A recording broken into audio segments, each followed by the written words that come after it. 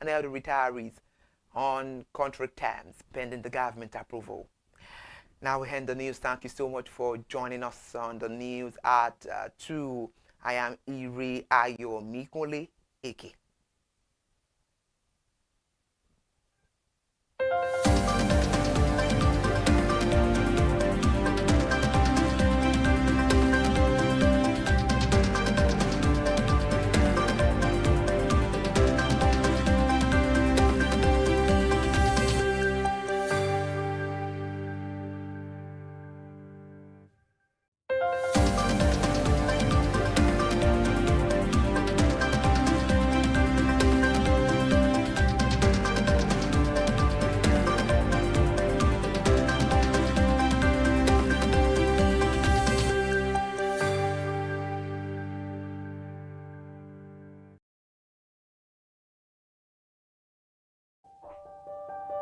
Hey there, do you know in the world today, everyone is a consumer, and as consumers, we all have the right to be heard. In Nigeria today, as a consumer, you have all right to product information, right to fair pricing, right to return goods, right to product labeling, right to fair dealings, and a lot more. Well then, have you heard about the new media channel? ConsumerHallaTV. ConsumerHallaTV. ConsumerHallaTV.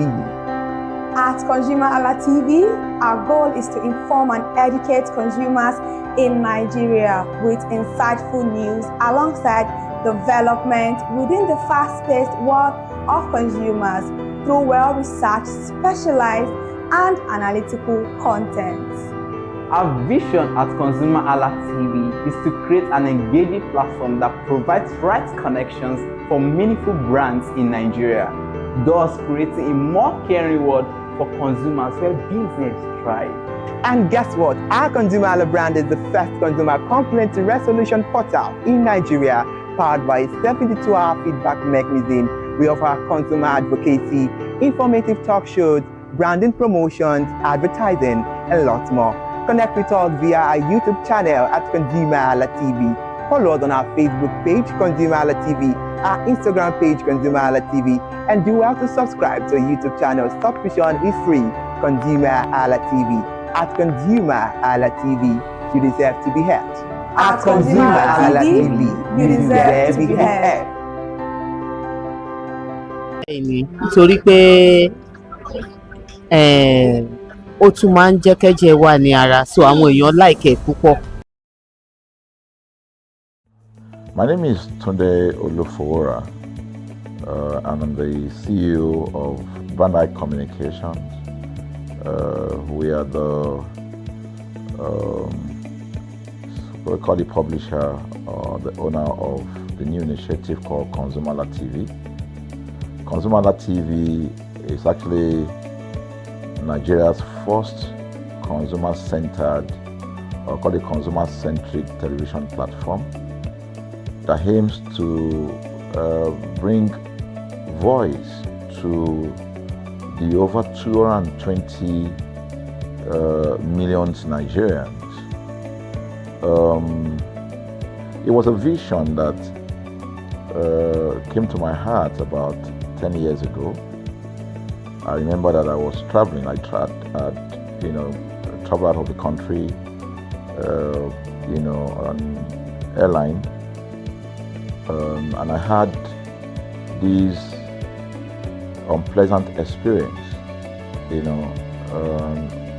was a trip to an African country from Nigeria, and I actually went with a local flight from Nigeria. I wouldn't want to mention the name of the airline, and then it was to South Africa, and we landed in South Africa, and let me just paraphrase it. When I was coming back, I had some money, some dollars, and that someone had given to me to hand over to another person in Nigeria. So I wanted to help out. I didn't want to carry the cash on myself. So For whatever reason, I had a small case, and I felt that it was safer for me to put the money in my luggage. So I put it in a safe place in my luggage, got everything intact, and I checked in my luggage. My arrival in Nigeria, I was standing and was waiting by the carousel just so that I could pick up my luggage, and then I was there for 1 hour and waiting for my luggage. I didn't know that my luggage already arrived, and it was one of the luggage that was moving around on the carousel. So after about 1 hour wait, I looked to my left and my right. Almost everybody had gone. I think there were just about 2 or 3 left. So I beckoned on the woman that was on my side, and I noticed she was really in tears. Madam, what happened? She said, her bag has just been torn and a lot of things stolen. So I said, well, I've also been waiting for my own. She said, you better go and check those luggages there. Maybe yours is one of them. And lo and behold, I went around there. Mine was one of them. By the time I got it, everything inside my luggage was gone. All the valuable things there were gone. To cut the long story short, we felt there was need for us to report the case, at least to the airline. It was in the night, about 8 o'clock or 9 o'clock. We went in to go and see the officer that was in charge. As soon as we got in there, the officer said, "Oh, so sorry, but you will have to go to our head office in somewhere in Victoria Island, to lodge a complaint." Okay. So the next day we went to the Victoria Island and we lodged a complaint, and that was it.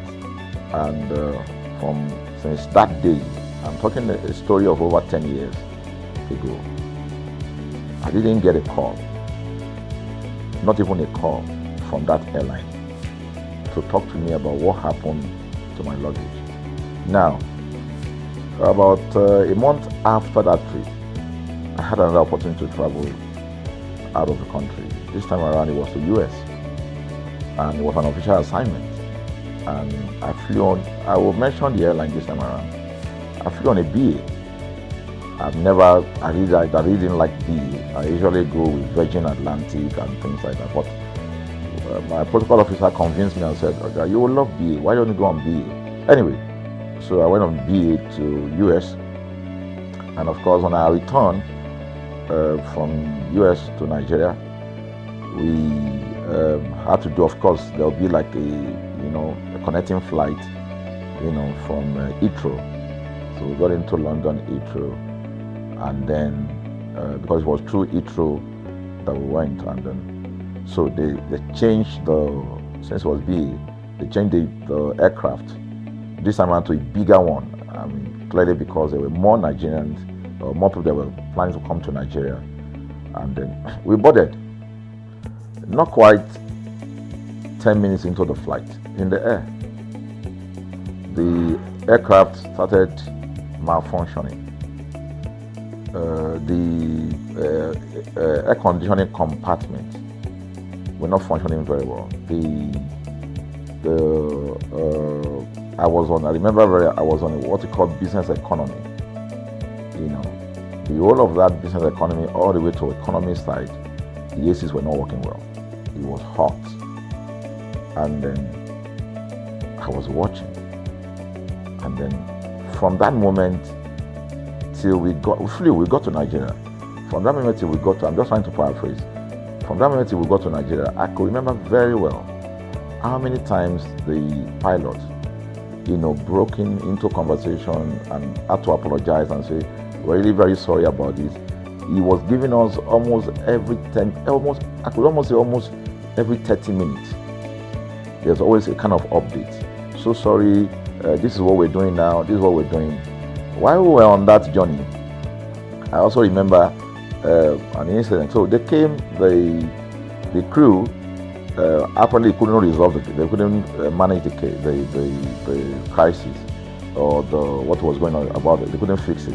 So they came up and said, "We're so sorry, but for all the inconvenience, we're declaring, free free lunch, free whatever it is you want, you can get. So trust Nigerians. You need to hear how everybody was jubilating, But something struck me. The experience I had just about a month before, and this experience, somehow I started comparing them. I was trying to see how this matter will be managed. Again, to cut the story short, we landed in Nigeria on the BA. Before we landed, the pilot announced and said that for the inconvenient, they will be giving a voucher of £50 to everyone that flew on that aircraft. I thought it was a joke. I mean, it was my first time with BA, but for what I knew or know of the British man would never even play with his 1 penny, talking of £1. So I felt that must be a joke of the year. So we left. I got back to my office. I think it was just about a week after. Our officer, our guys in our mail room came up and said, "Oh, you have a parcel." So I said, "Parcel? Yeah." So they brought this parcel wrapped. I opened it and boom, I brought the document out. It was the £50 voucher from BA. So what was the tenor of this story? An experience with one airline was terrible. No apology. An experience with another one, even though it was a bad experience, but it was very well managed. So managed that even if we have suffered anything in that aircraft, you probably, for the sake of how they manage it, will have forgiven them. So that was how this journey started. So I started thinking in my mind, this is what we go through in this country. But are we different from other nations? So God put in my heart the idea of ConsumerHalla. That's why the Hala came with consumer. And we started that journey about 10 years ago. We started by creating a platform called ConsumerHalla, where consumers, so I discovered that Nigerian consumers don't have a voice. So things happen, and that's it. We live with everything. So we've started the journey from creating the platform. We have an app, we even have a magazine, and we thought we could move it from that to the next stage, which is the television. So the TV today, has come. So I would say precept by precept, line upon line, we have been able to build on our aspiration, to finally bring to birth this unique and exciting platform, So it's a digital telecast, and our goal is to further connect consumers in Nigeria to brands with insightful news, development within the fast-paced world of consumers. The world of consumers is growing at a very fast pace, So we want to inform Nigerians. We want to get them educated about their rights, So our role is that we're going to educate consumers in Nigeria, all right? So by bringing them specialized and what you call analytical, research-based content generation that will inform, educate, sensitize the audience, So that's ConsumerHallaTV. So I call it an offshoot of our ConsumerHalla brand. ConsumerHalla brand actually was the first we call it the first complaint or consumer complaint resolution portal. When we started it about 10 years ago, or about 7 years ago, it became the first complaint resolution portal. We created it so that Nigerians can actually lodge complaint on that portal. We spent a lot of resources to build a very robust platform where today, if you have any complaint, about any brand, any leading brands in Nigeria, and you go on that platform, you can actually click, just a click, you can find the brand, you can actually lodge your complaint, and once you submit it, that complaint will be routed to that organization, and within 72 hours, we will obtain feedback for you. We build it in such a way that we have connection to almost all the organizations, and it's been working. We've resolved several complaints for people without having to charge them any penny, because the idea is not to charge. So what we have done with ConsumerHallaTV is to take it to the next level. So we hope to change the narrative. We want to give the right direction. Nigeria has the largest consumer market in the world, with a population of over 220 million people. Why should we be the one that is suffering the most? Everywhere you turn to, it's as though Nigerian consumers don't have a voice. You're traveling, you buy a ticket. For whatever reason, an airline will wake up middle of the night,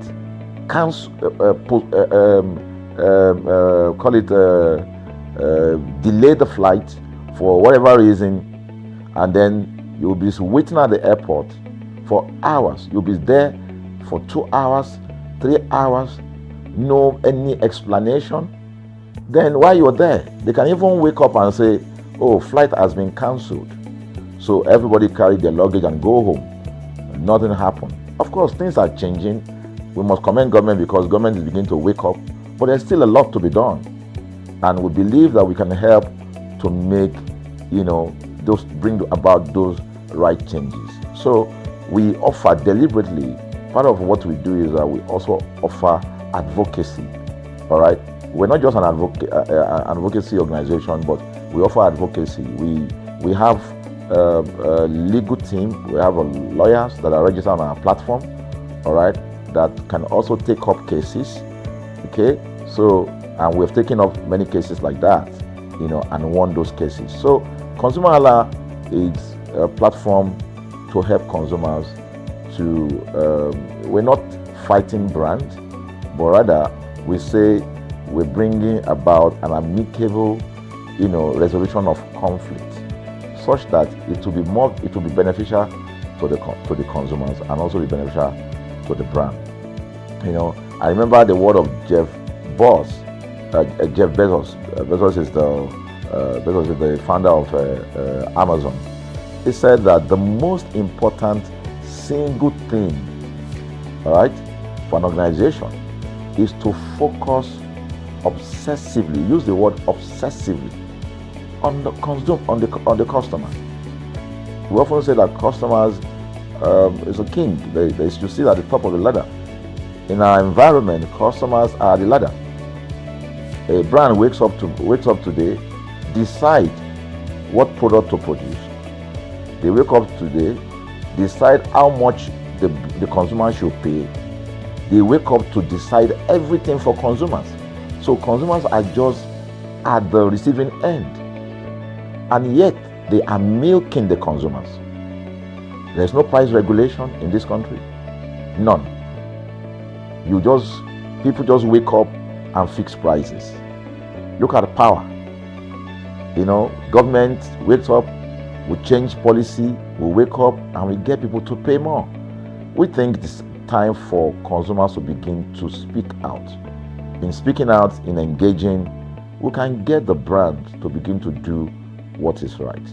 And of course, I know that the consumers themselves need to be educated.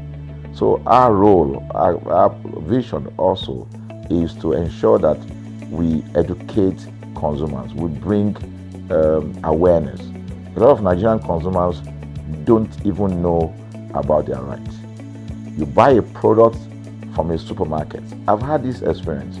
You buy a product from a supermarket, all right? For whatever reason, you take that product back to your house, and maybe something went wrong somewhere. By the time you take that product back to the shop where you bought it from, and you say, Oga, this thing, you know what's going to tell you? Oga, na me make am. Na me make am, that's why I buy am. Meaning that there's nothing I can do to the product. So you lose the product, then you lose your money. because the money is not refunded. The product you can't use. Only in Nigeria. Only in Nigeria. Let me give you another experience I had. In the course of this, because I did a lot of, I went around, you know, in doing this. I was in US, I was in UK, I was in South Africa, I was in Germany, just because of this, to just study the environment. You know, I was in a friend's house in UK, in London, you know, and then what happened? We were going to go out, and he was going to dress up. So he said, oh, to me, I was seated in his sitting room. So he said, oh, wait a minute, I picked up an iron, that's a pressing iron, 2 days ago or so from a store. You know, oh, let me try this, let me just stand, use that to iron my shirt and we can go out. So I was seated, the TV was on, I was watching. While I watched him, he brought out the pressing board, you know, spread it out, brought the iron out in my presence, plugged in the iron, and then as soon as he switched on the power button, we just had a spark. Boom! Ooh. The guy was raged. Then he goes, what just happened? So he said, no, these guys are in trouble, they're in soup. I was thinking, what are you going to do?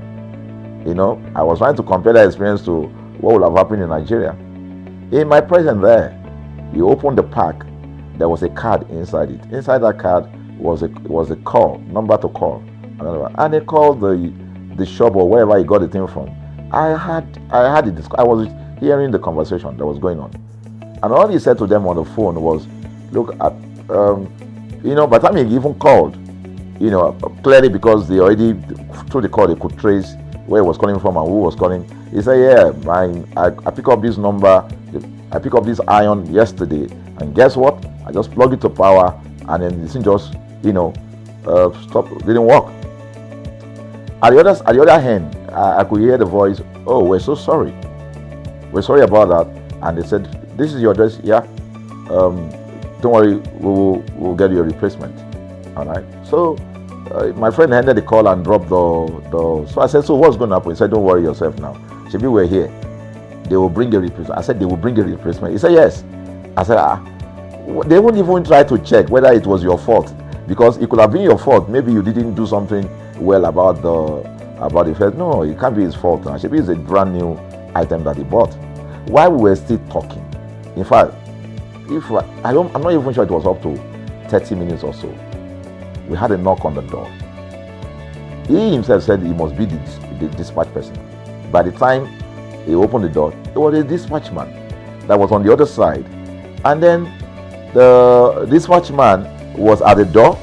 Just watch this. Was at the door. I was seated in the sitting room. The guy was at the door to meet with the dispatch guy. The dispatch man that brought the replacement iron, you know, I heard him say, we're so sorry. So I was so shocked. I mean, a dispatch man, this guy is a dispatch, so also apologize. I was so touched by it that even a dispatch man was so trained, you know, to tell the guy, we are so sorry. And guess what? He brought the replacement iron. By the time my guy opened the iron, it was a bigger size iron. So they replaced with a bigger size iron. The guy never asked for the one that went bad. He didn't say, okay, where is the other one that we gave to you, so that he could take it back. No, he just bought a new one and gave it back. So I asked my friend, I said, can you interpret this to me? He said, here in London, if they didn't do this, they know the next thing I will do.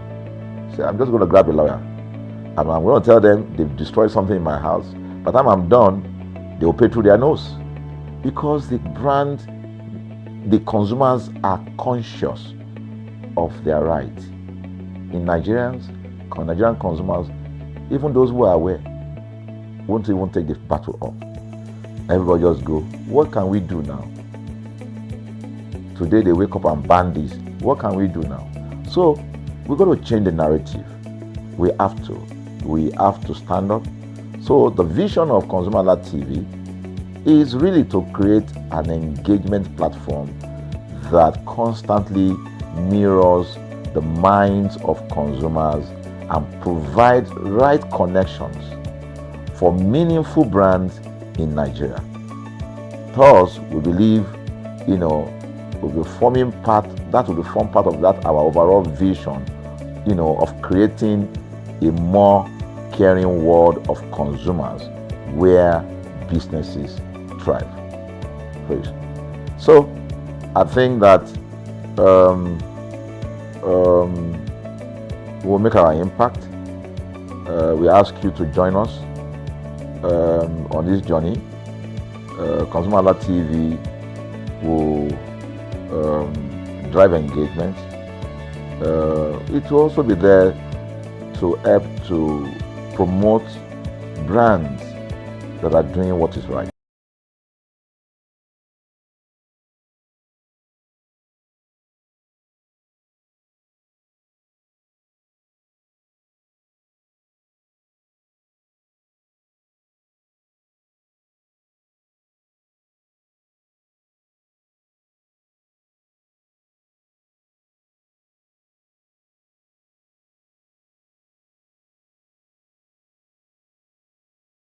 So we're not out to criticize any brand, rather we have to complement what the brands are doing, because there is no organization that or a business that was set up to fail.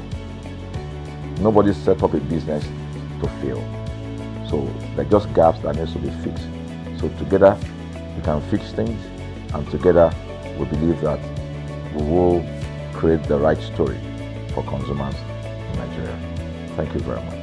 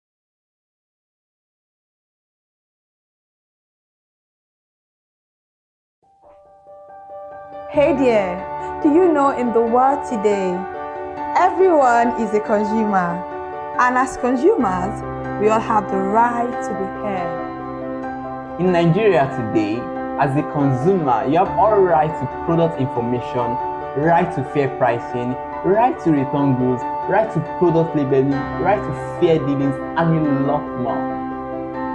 Well then, have you heard about the new media channel? ConsumerHallaTV. ConsumerHallaTV. ConsumerHallaTV. At ConsumerHallaTV, our goal is to inform and educate consumers in Nigeria with insightful news alongside development within the fast-paced world of consumers through well-researched, specialized, and analytical content. Our vision at ConsumerHallaTV is to create an engaging platform that provides right connections for meaningful brands in Nigeria, thus creating a more caring world for consumers where business thrive.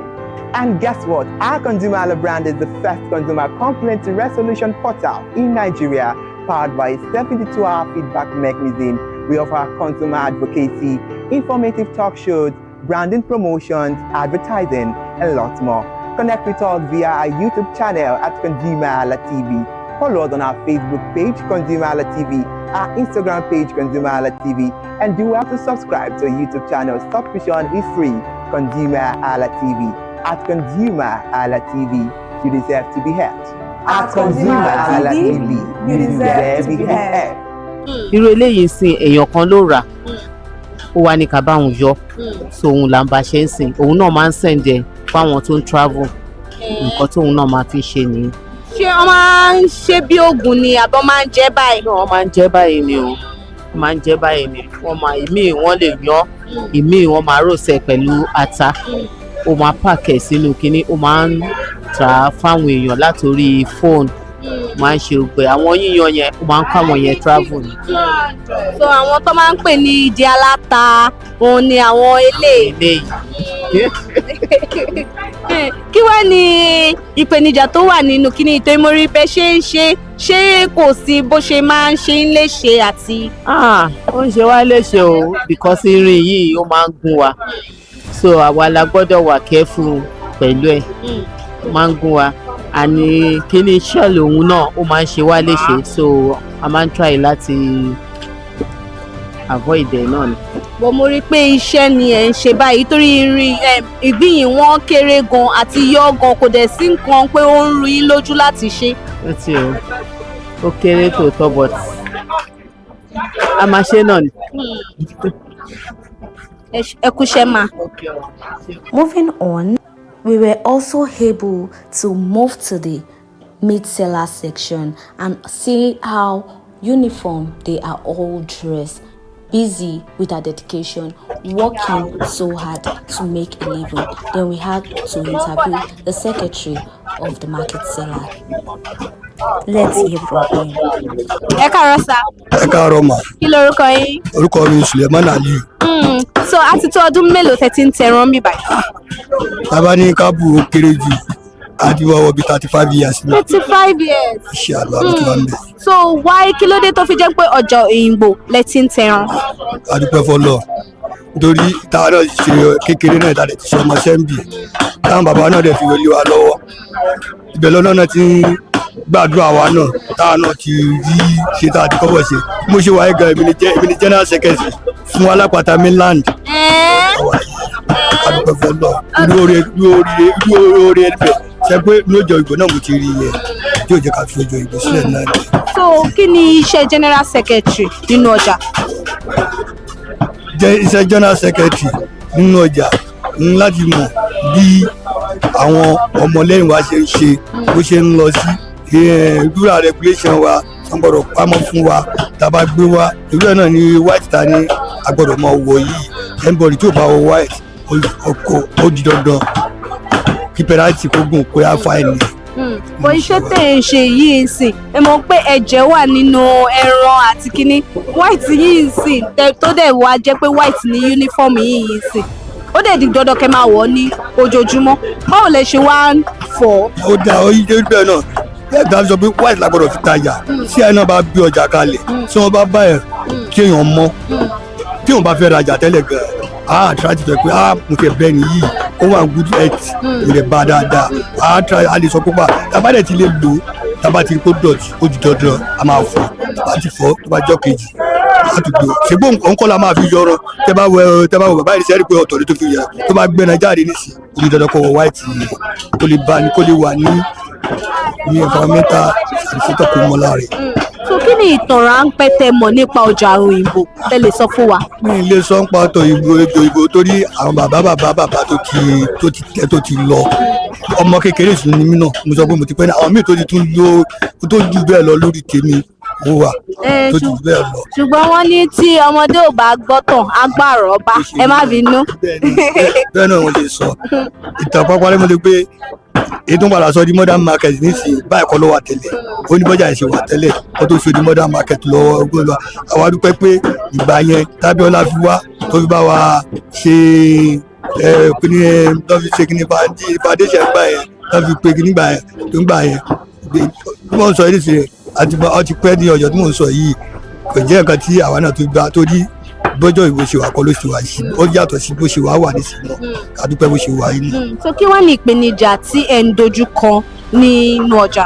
ìpèníjà tá à ń dojú kọ ó wà ó nítorí tẹ́ bá wo surroundings wa tó bá di dúrin rẹ̀ ní sísìn omi kọ́tà àwọn kọ́tà yìí sábà lọ àti kọ́tà wà dẹ̀ lọ wọ́n máa sábà wọ bí wa tá bá dẹ̀ wọ bí wọ́n dìgbà tó bí ẹ bá lọ àwọn kọ́tà ẹ̀kún bá rí pé àwọn ṣe kó bá dáa nínú ọjà náà nísìnyí kó bá environmental sanitation kó máa ṣe lóòótọ́ àìsí wọ́n ń ṣe o wàhálà tí lọ́dọ̀ wọ́n ń ṣe wọ́n dẹ̀ ń sọ wọ́n dẹ̀ ń ṣe bó ṣe dábàá àwọn aṣojú àwọn aláṣẹ ọjà tó wọ́n kọ́ ọjà wọ́n ń ṣe bó ṣe yẹ ṣùgbọ́n kí ètò náà ni kí wọ́n bá ṣe kó tó náà ni.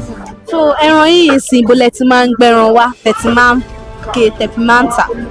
ọ̀nà méjì àwọn kan wà tó máa lọ sí Asati Bank láàárọ̀ àwọn kan wà tó máa lọ sí Abattoir tó máa dé ní by this time irú èmi ní sí Abattoir mo máa lọ ọ̀sẹ̀ mọ̀ tí ó mọ̀ mí ní Abattoir yìí tábà ní àṣẹ tábà ti lọ àtúkọ̀ ẹran wa in case àwọn olómi lè wú ẹran dé láàárọ̀ kó mọ̀ bẹ̀rẹ̀ àwọn tó bá lọ sí Asati tó bá ti bẹ̀rẹ̀ dé wọn máa bá ẹran àwa náà tábà dé lọ́sàn-án náà ọlọ́run tó bá wa náà ta ọ̀dọ̀ tiwa náà ni. so tọ́jà yín bá ṣẹ́kù ń sìn nítorí mo gbọ́ pé kò síná tọ́jà bá ṣẹ́kù ń sìn báwo lè ṣe ń preserve ẹran yìí.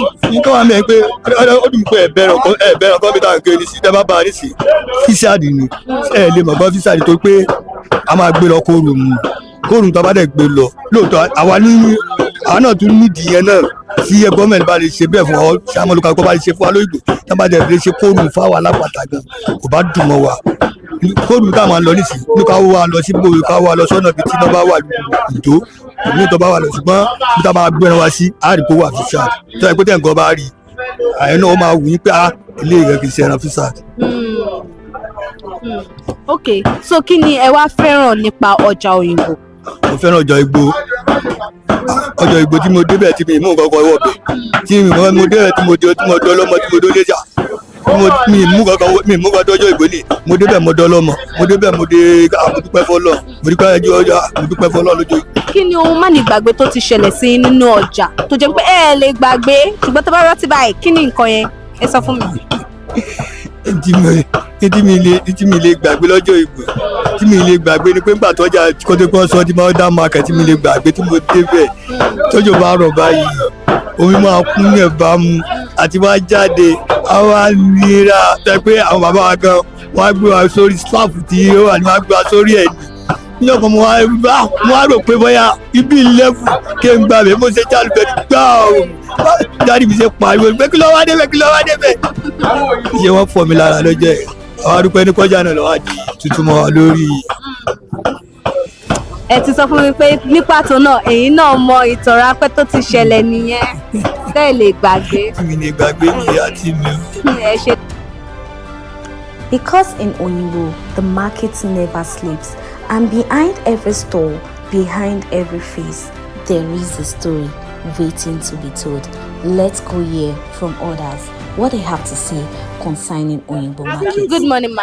Good morning, madam. What is your name, ma? My name is Mrs. Adepoju. So for how long have you been selling here in Oyinbo market?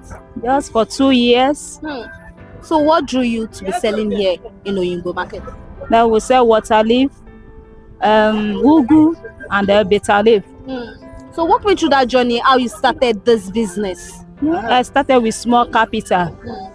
So I started like the amount. Do you mean just walk me through everything, the challenges you face, and why you chose to be selling this vegetables. I chose to sell this vegetable because I don't have any other option. So this thing is what I use to sustain my family, to feed my children. And I started with small capital. So this vegetable now that you're selling, is it that do you plant them or you buy them? No, we don't buy them. We don't plant it. We buy them from the people that come from the village. Yes, like from barrack people, we buy it from them. Then we resell it. So what are the challenges you encounter in this your vegetable that you're selling? This vegetable, although it's only if I did not sell it in a day. So my capital, I will lose my capital, number one. Then number two, the money I used to buy it will not complete. And then number three, it may get spoiled because it's something that need to go for a day. So that is it. That's the only. So if that happen now, how then do you survive and cope? Although I will say with God, there's nothing I can do. Even though I did not meet my capital, there's nothing I can do. I can only say God will make another way. That is it. So now I wanted to talk about this capital thing of a thing, that how did you get your profit and also to be able to please your customer. You know, most of the time when customers want to buy something, the way they price stuff and the way they actually ask you to put more and all of that. How do you balance that? How do you gain your own profits then also with pleasing your customers? Me, I will say, for my own knowledge, my own character is another thing for market stage. If my customer come now, if I told them this one is 5 for this, I want them, it's too small. And I say, madam, you know the amount now, I buy it costly, and there is a way we approach the customer. If you tell the customer that, madam, this is the price, because this market that you are seeing does not have fixed price. If you buy it today, this amount, the next day they may increase. Some customer will say, but I bought it the last time, I bought it this myself. I told you the other time that because the price is not fixed. So I would tell them, my character, I would tell them that, please, I bought it in so amount. Please help me to buy it. The way I approach the customer will matter. That is it. What is that fun thing you do in the market? You know, sometimes when you have a long day, you've tried to convince customer that buy, this is it. You cajole them and all of that. You are tired, even from where you are coming from. You come from far off and all of that. You are tired. What is that fun thing? What gives you that ginger in the market? Let me say, if my customer come in and I feel I'm tired, normal thing, you know, customer, you want to get something from them. Number one. Then if you are feeling sorry, you don't feel like, you are not feel happy. You don't have choice. When customer come, you just have to be happy with them, because that's the only way you can get money.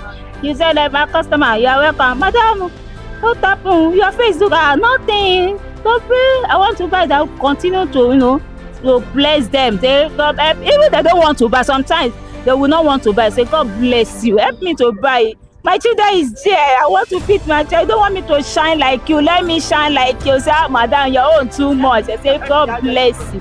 That's the only thing. I wanted to ask you before that, how does this market help you in your life? But then you've already said it, that because of your children, you want them to look good and all of that. So now I want to ask you the question, what keeps you going in the market? What is that thing that makes you not to give up? Like you must make it. What is that thing? That thing that you are talking about, like myself, I told you that I don't have another alternative. This thing that you are seeing is the one I used to feed my children. So I keep on doing it because I'm still saying that thing, small change inside, to feed my children. Today they all went to school. My children went to school today, Abby. So if they come back, mommy, if I'm going to, mommy, what do you buy? I bought something for them. This is what I bought, because I can see something inside the market. That is why they are calling me mommy. If I'm calling, I say, mommy, what do you buy? I say, mommy, yeah. Oh, well, mommy, because when I come by, I hold that poly and say, mommy, you are welcome. And they open this, mommy, thank you, God bless you. The reason why I'm seeing this market, I'm enjoying this market, is because I'm saying something to feed my children. And I'm doing it to feed myself and to feed my entire family. So what is that memorable thing that you can never forget that has ever happened to you in the market? What is that thing? I've never seen you, but in every market, there is a challenge. The market is all about profits and loss. You cannot say every day be coming to market and will be making profits. Do you understand? Sometimes you come to market, you look so sad. You will not even happy. You feel like, if I wish I would, well, maybe your mind will be telling. Sometimes your mind will be telling, don't go to market today because of that thing you want to see. And you end up coming to the market and you will not see anything. But you don't have choice because market is all about positive and negative. So every day is not Christmas. Yes. Thank you very much, ma'am. Yes, ma'am.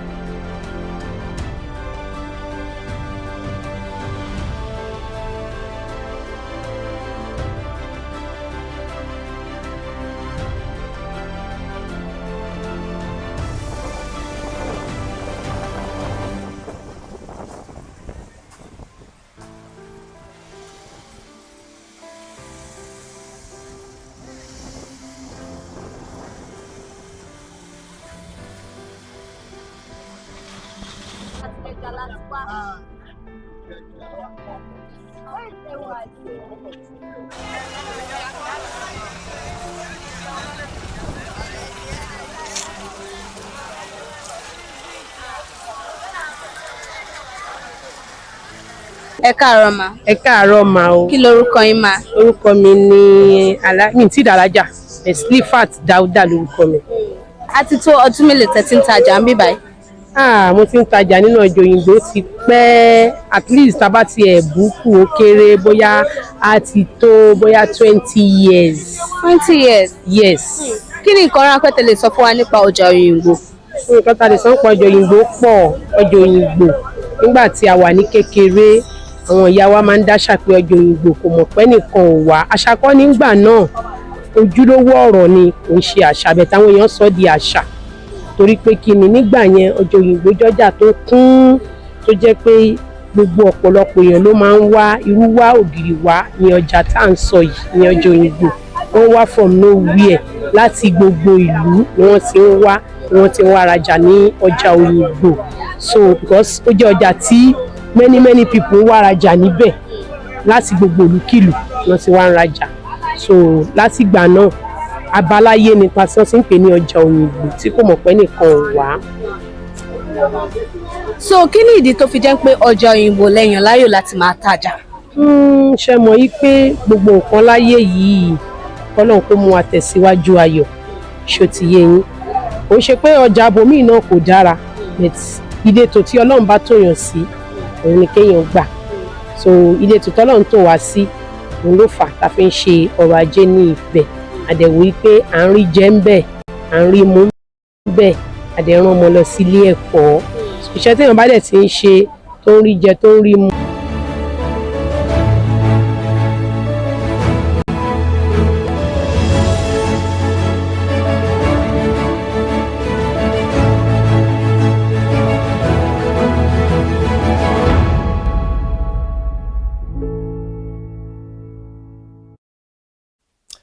Right, good afternoon and thank you so much for joining us on Consumer Analytics. We are back again.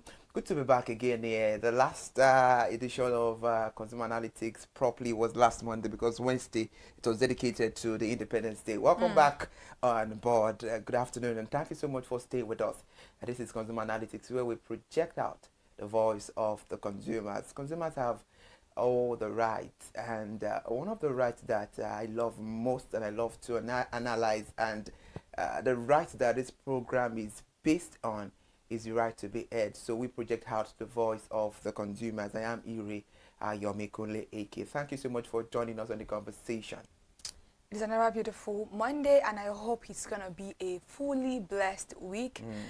Welcome back to another beautiful edition of Consumer Analytics on ConsumerHallaTV. Thank you so much for joining us once again this beautiful Monday. I'm Kikelomo Ajibola. Consumer Analytics is solely for you, the consumers, to actually bring your opinion on any brands, manufacturers, or any product that you so ever have problems or issues with, or you also want to give commendation to these particular brands. Please, Consumer Analytics is that particular program for you on ConsumerHallaTV. And in case you haven't followed us across all our social media platforms, Instagram, Facebook, X, TikTok at ConsumerHallaTV, and on YouTube, where it is absolutely necessary and subscription is very, very free at ConsumerHallaTV.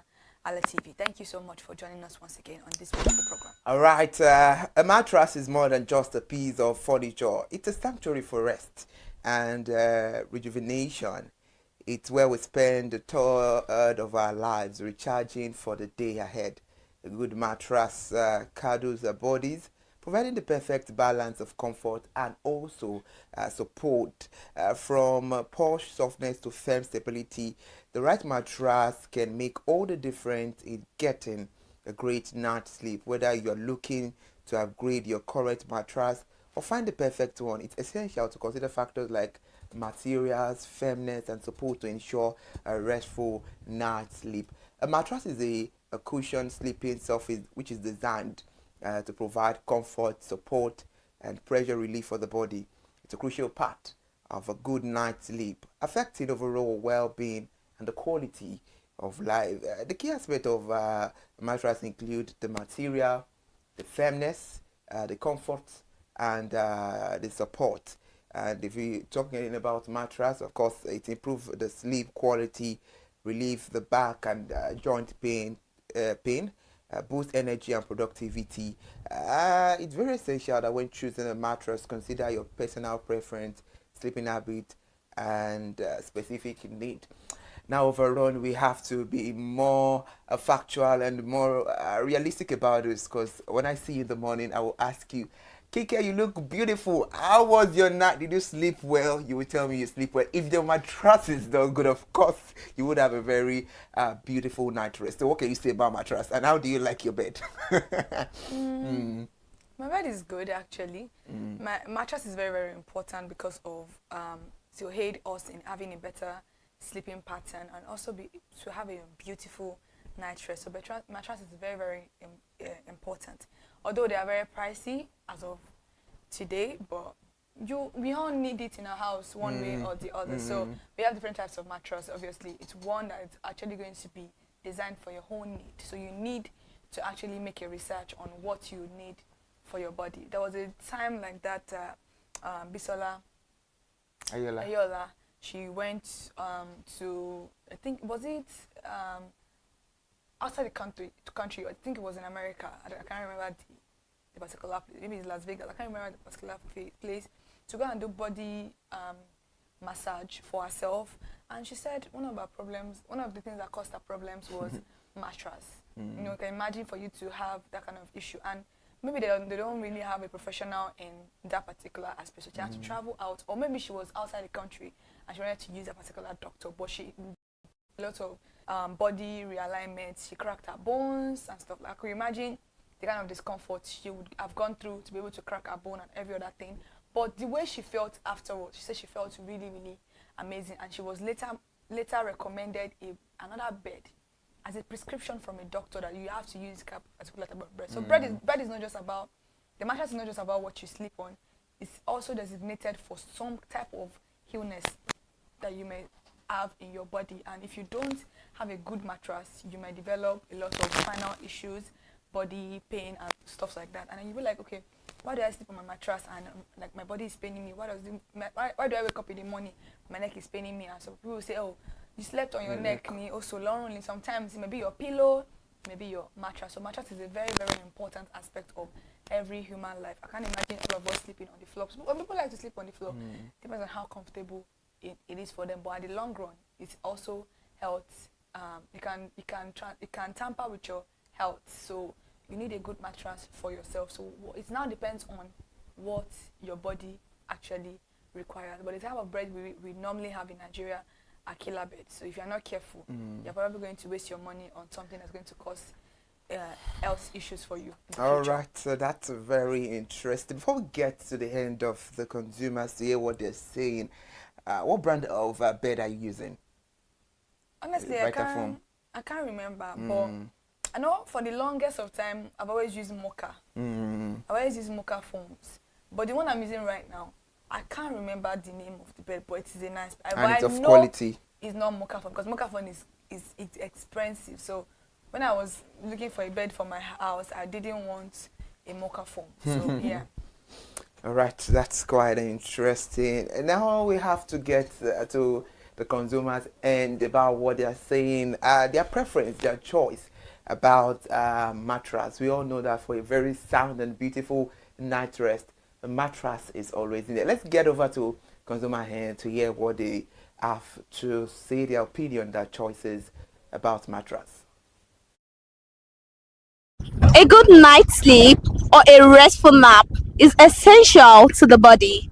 But have you ever wondered, after a long day, there is one thing everybody have to do is to just get home and embrace their mattress.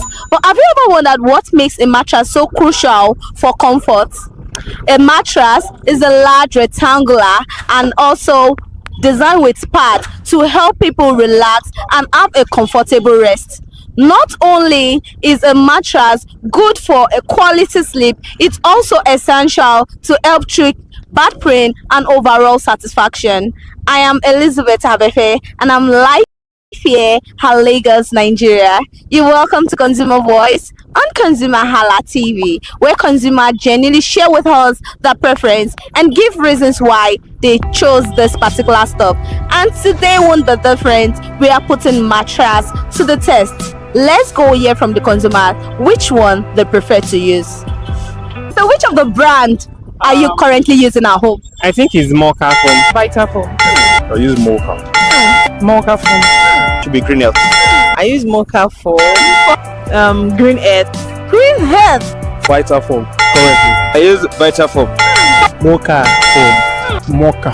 Well, it was a long journey. After walking around the city of Lagos and trying to meet what consumers have to say concerning a brand, guess what? After a long trial, Mocha phone won the heart of the consumer, mainly because of the softness, because of the name of the PRO, the adverts they've been seeing concerning Mocha foam. They're not here to criticize other brands or say things about them, but consumer voice really matter. Thank you for watching Consumer Hala TV, and that will be all on this edition of Consumer Voice on Consumer Hala TV. Keep watching Consumer Hala TV. Don't forget to like, subscribe, share, follow us on all our social media channel: YouTube, TikTok, Facebook, X, Consumer Hala TV.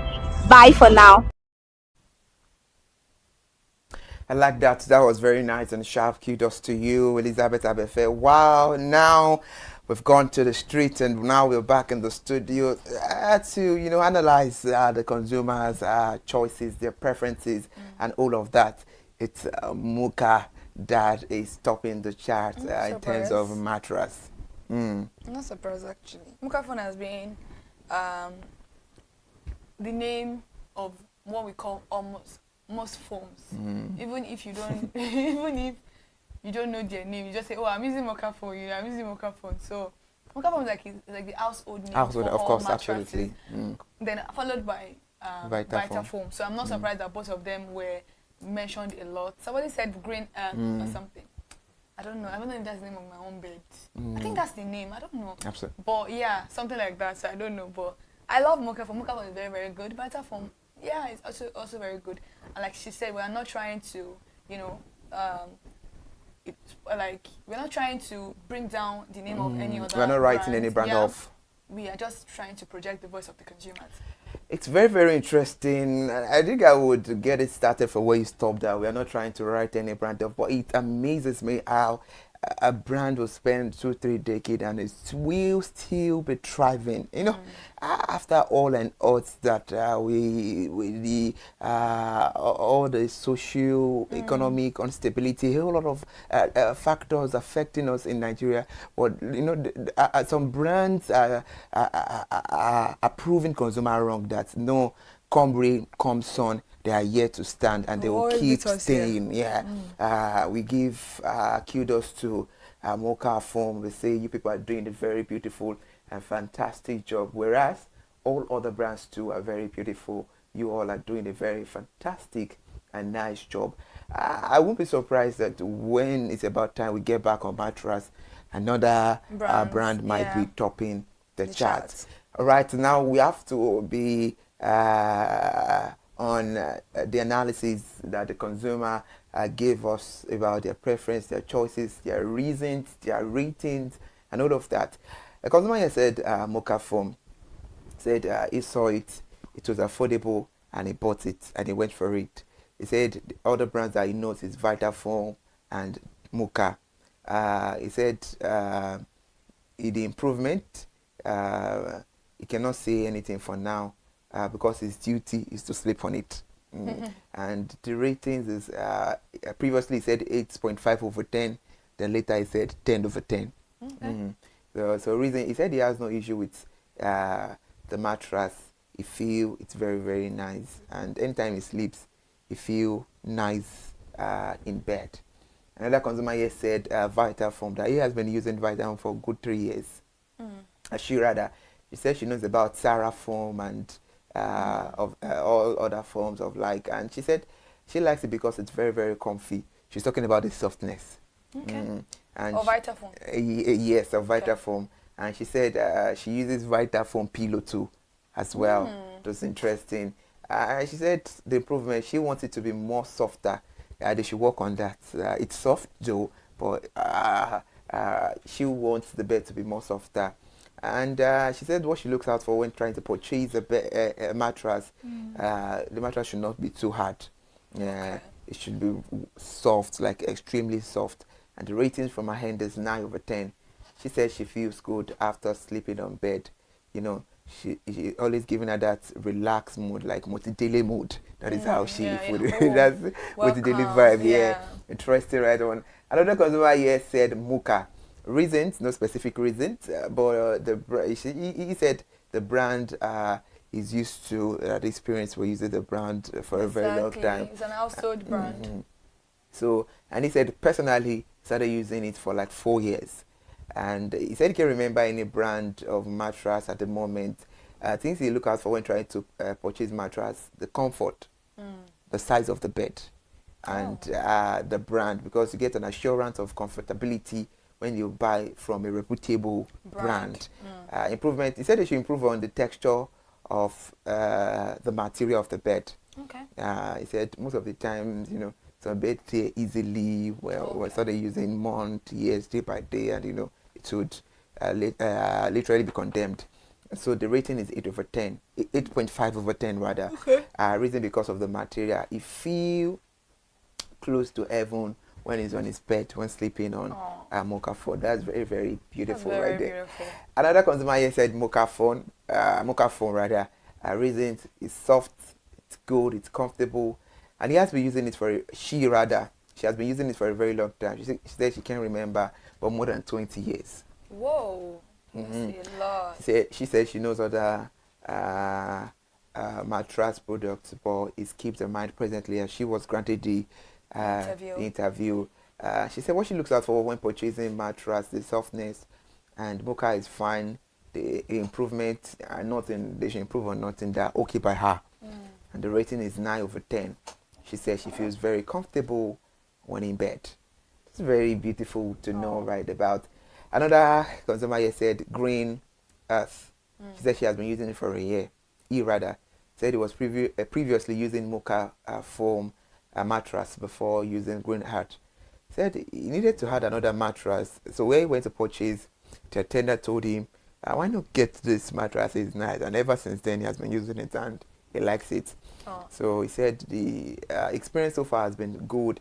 And other brands he knows, Mocha, Vitafoam, and the things they look out for anytime you want to purchase a mattress: the softness, and also a well-balanced bed. The ratings is 7/10. He said anytime he's in bed, he feels very good, and there is no back pain or body complications or body ache anytime since the time he has been using the bed. That's interesting. Another consumer here said Mocha that she has been using for a while.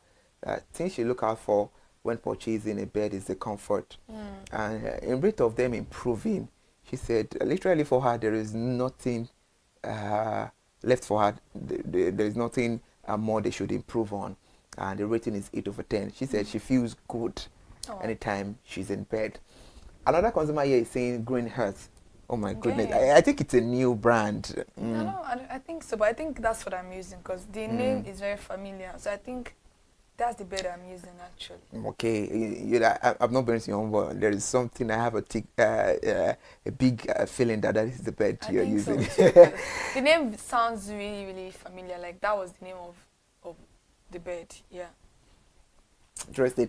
She said she has been using it close to 6 months. That when she wants to purchase mattress, that she thinks she looks out for is the height.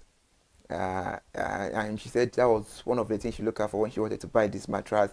That the color as well. That as a lady, she wants something quite feminine, and she saw it, and that is why she chose. Yeah, it's colorful. Yeah, it's not like the normal. Yeah, it's color because mine is like chocolate. So it's kind of colorful. I think that's the best. Yeah, green, as she said, because of the color. And Green Earth is budget friendly. Very budget friendly compared to other. She said other brands are quite high. And she said she knows Mocha, Vita Foam. And the thing she look out for is the color. Though it's not important, but because they are very, very fancy. And the experience with Greenfield is beautiful. He said for the improvement part, she said there is nothing to improve on because their bed is very comfy and all of that. But the only thing is just the PR and marketing, that they have a very good product, but people are not yet, they are not yet known. Yeah, PR and marketing, that should be done. That she thinks if that is appropriately done, then it will be a 10/10. But for now, it's a 7/10. So because people does not know the bed now, is it? Okay. So now, before we end the program, let's move to this consumer. This one is, OMG, it's quite hilarious. He said he has been using this mattress for like 10 years. And he said he saw the phone from his neighbor and he liked it because it's comfy. Okay. How did you know? Did you sleep on the bed? There might be possibility maybe him and his neighbor are very, very close. You know, slept on the neighbor bed and all of that. Is it a guy or a... It's a guy. I hope your neighbor is not a woman. No. So he said things they look out for when buying the mattress is that it must be bouncing like a bounce castle. Like, hope you understand the bouncing he's talking about. Why are you in your neighbor's room? You are the only one that will say you want your bed bouncing. Some consumer are just hilarious. That was how he said. He said he loves it bouncing. That was the one. He must have tried it in his neighbor's room. That was the one he used. For him to, was he jumping on his neighbor's bed to understand? Even Harry Potter was like, I don't understand. You understand? I mean, bouncing, like bouncing castle. That was the word he used. It's a guy. It has to be a guy. So he said he liked his bed bouncing and extremely bouncing, comfortable. Extremely bouncing. And he used this word. He used this signal. wait, what? He said that he saw the bed in his neighbor's house and he loved the bed. Did he sleep? Did he jump on his neighbor's? Because you can't. If you're a neighbor, you can't jump. I wouldn't know that. So he must have he was trying to somersault on the bed. You must have tried it in your neighbor's bed for you to understand that the bed was. I have to buy this bed in my own room too. Maybe Vita Foam too. Maybe they should do a bouncing bed. Exactly. What's the name of the bed? For a bouncing customer. A bouncing baby customer. All right. So what's the name of the bed? Vita Foam, actually. Oh, okay. A very good advert for Vita Foam. For Vita Foam, absolutely. Trust me, it's a very, very good advert. So, improvement, he said, they should improve on nothing, but they have to improve on the bouncing stuff. What is this bouncy again? I thought you said it was bouncy. Yeah, he said they should improve. So when you are sleeping, the bed should just be throwing you away or what? I wouldn't know because I'm a child of God, so I wouldn't know what he's trying to imply. Why exactly should they improve on the bounciness if the bed is already bouncy? I think he's a bouncing baby boy, so he needs to keep bouncing, no more like bouncing. That's so. Oh my God, consumers can be hilarious. Of course, I love consumers a lot. They do find it. Some consumers will find a way to be hilarious, and they would always say their mind the way it is. So I think that is what I love about this consumer here. And he said 8/10 because he's not bouncing enough. So when the bed is bounceable, so it will be a 10. I hope anybody can satisfy his bouncing as well. I don't think anybody can satisfy his bouncing. I wouldn't know. Okay, he said he feels relaxed, and this was his reaction, relaxed in bed. So he loves it. So that's amazing. That's a very beautiful one. You know, I love consumers a lot because they would definitely eat the word, on the surface, right? The way it is. So that's a very beautiful one. So lo and behold, we've made analysis of what the consumers are saying about mattress, and on this edition of Consumer Analytics, Mocha Foam is topping the charts. We are not writing any brand off, but we are projecting the voice of consumer. That is what we're doing. That is what Consumer Analytics is centered and majored on. Thank you so much for still joining us. Let's go on a short break. When we're back, we'll be on resolution, but we are still bouncing in the Lord. We'll be right back.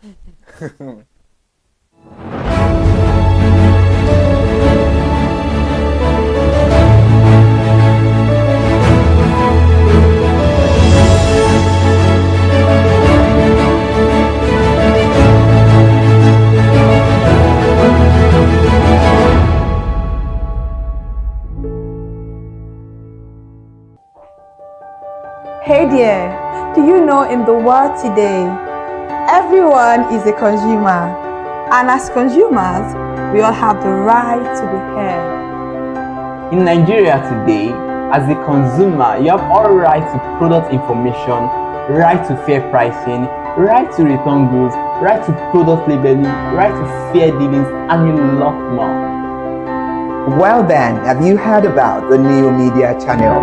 ConsumerHallaTV. ConsumerHallaTV. ConsumerHallaTV.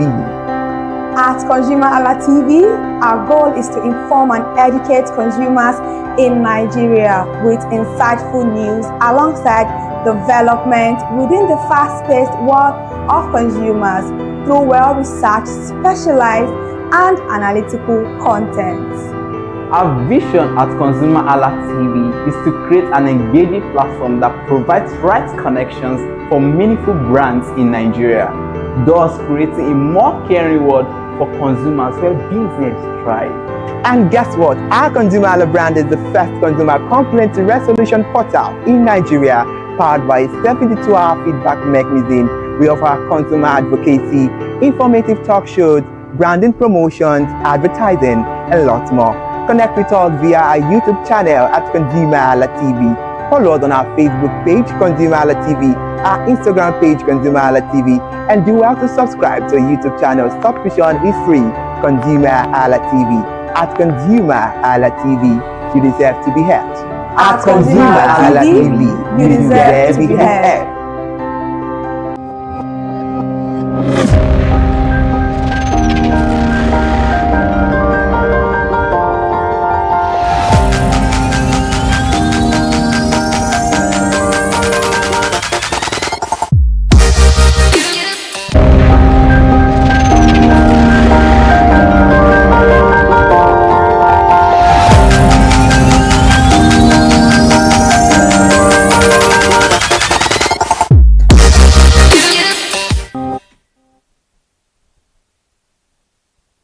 Right, thank you so much for still being there with us. This is a Resolution Box on ConsumerHallaTV. This program is a well-packed program for all the consumers out there. That means this program is for everybody. If you have any problem with any brand, any industry, whatsoever, and you've tried all your possible best and your limit as a consumer, but all to no avail, Resolution Box is where you bring it on, and we give you feedback on the situation that you are bringing on board. So please do well to call the numbers displaying on your screen, and you can be part of our conversation as well and join us on our world here. Earlier on Consumer Analytics, we spoke about mattress, and we made some analysis, most especially the analysis the consumers made, talking about their choice of preference. And today's segment, in reference to mattress, Mocha Foam topped the chart. Now, Iromofe, I have to turn to you because it's very, very important and so necessary to talk about this. What are the qualities you look out for in a mattress before you buy it? Well, for me personally, I try to look at the comfort, because at the end of the day, it's all about you ensuring that you have a very sound sleep. So I look out for the comfort, and how do I get to know? It's through the texture, how soft, and how soft and comfortable it is while sleeping on the mattress, and also durability. I do not want to keep buying every now and then, spending all my money on that. So comfort, the texture, durability, the brand also matters because over time and for the past few years, we know that some brands have been like in every market, and you know that yes, you can be assured that they have quality mattress. So for me, those are the things I check. Right. Thank you so much for making mention of the brand. Yes, some top mattress brands in Nigeria. Let's start from Mocha Phone, which is known for durability and affordability. Mocha Foam offers a wide range of mattresses, including orthopedic options, and of course, according to data, the price starts from 45,000 for a single size. That has to do with the 3 feet, and goes up to 200,000 for a king size 6 feet mattress. We have Vitafoam. It's a leading manufacturer of foam products. Vitafoam offers a variety of mattresses with excellent support and comfort. The prices range from 50,000 for a single size that has to do with the 3 feet to 220,000 for a king size that has to do with the 6 feet. We also have Winco Foam. This is produced with high quality mattress with environmentally friendly materials. Their prices range from 35,000 above. We have Uniform. It offers a range of foam products including spring mattresses and polyurethane foam sheetings. We have Polyfoam as well. We have Styrofoam. Yeah, I remember vividly the consumer made mention of Styrofoam. It's known for modern manufacturing processes and high quality control measure. We have the Day mattress as well. We have Swiss Flex. We have Simba mattress. We have Royal Foam. It offers affordable and durable mattresses with price ranging from 35,000 above. So it's very, very interesting. So which brand are you using? Because we need to talk about this to know from your end. I'm using Mocha Foam. Kike earlier on, she said she's using Green Hat, and a lot of consumers give their various analyses in preference to the function that they are getting from the mattress. For example, a consumer cited Vitafoam. He said because it bounces. I love it bouncing. So there are a lot of analysis like that. So let's hear from your own end. Do you love it bouncing? Maybe you're a bouncing baby boy. So give us your. I use Vitafoam. Oh wow, Vitafoam, because this person in particular was using Vitafoam, and Well, I wouldn't know what he actually meant by that, but at least I just know that for orthopedic support, for relaxation while sleeping, and for your back, there's some mattresses that you sleep on that by the time you wake up, you just have this body pain and all that. But I think it enables you to sleep comfortably, you understand, just like a baby. So I use Vitafoam, and it has been doing magic over the past years. All right. If a brand is serving you well, please let's give all the appraisal to the brand, and if this gets to them, definitely they will want to do more to make sure they satisfy with the consumer. So in this end, if you're watching and you're joining us in the conversation, you can drop your comment via the comment section and tell us the brand of mattress you're using, and tell us the reason why you like it. Tell us the function it has served you. Tell us your experience about it, and of course we will get to read it. And know that resolution box is meant for you as a consumer. If you're finding any difficulties with any brand industry, as a consumer that you have all rights, and one of the premium rights is right to be heard. So we need to project your voice. We need to listen to you. We need to pay attention to your audio. So please let's know about it. Consumer Hala is there for you. Very soon we'll be launching our app, Consumer Hala app 3.0. But while that one is pending, please bring it on. Let us know that industry that you are having complications or issues with. Bring it on board by calling the numbers displaying on your screen, and also you can be part of the conversation. Now we need to talk about this because we have to do this breakdown because I believe that there is a slight difference between mattress and foam. But you know, like the language the people say that all same not join, all not join. But before we talk about it, you know, can you spot the difference between mattress and foam? Well, for me, I just think generally it's mattress. Okay. And Nigerians have a way of, you know, coining their own Words. and it's become generic at the end of the day. So when an average Nigerian tells you, I want to buy foam, you understand it's mattress, you understand? But for proper understanding and for the proper use of the word, it is mattress. And even if you look at some brands, they use foam, Vita foam, Muka foam. So it's still the same thing, as long as you understand what the person wants. All right, thank you so much, Area Mofe. Thank you so much. I wanted to call you my name.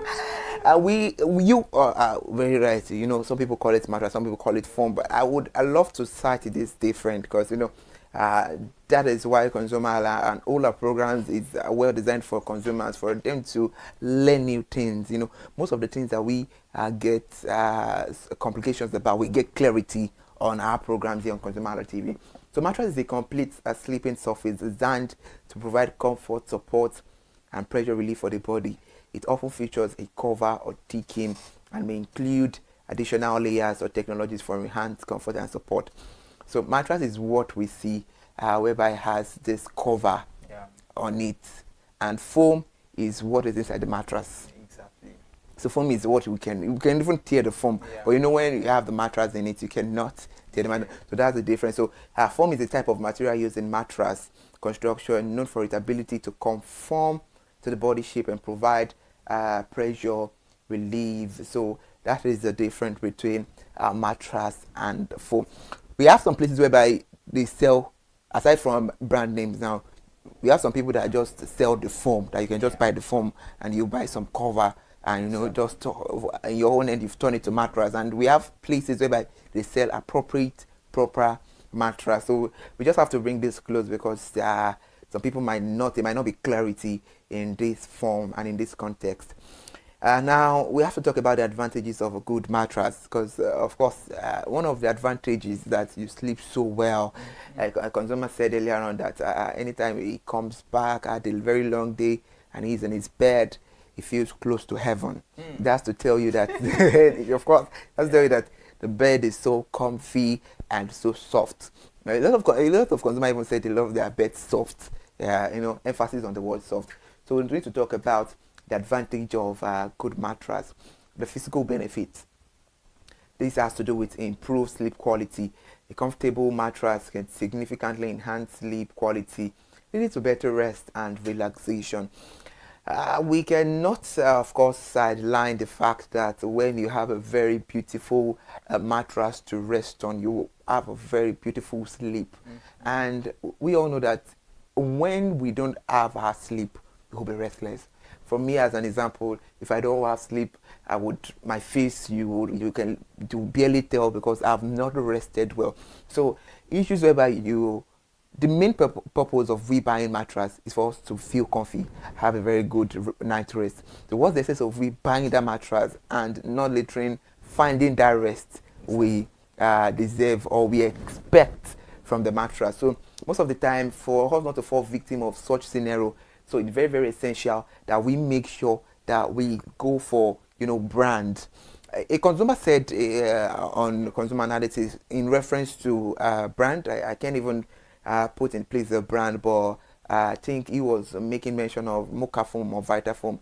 He said one thing that is very, very important for consumers when they want to buy or when they want to purchase mattress, aside from the softness and the comfortability, is the brand, well-known brand. Because when you purchase products from a brand that is well-known, you have this assurance that, oh, yeah, you're buying and you will derive the quality you expect from the brand. The same reason I mentioned earlier that for Vita foam, because I mean it's a brand already, and that was one of the reasons I felt like okay, Vitafoam would be a go-to mattress for me because I mean people have made mention even when I went to when we went to get the mattress, and I mean the woman there was like, buy this one, it's a trusted brand, is this and that, so that actually influenced the decision to buy the mattress. So I just feel like it's one of those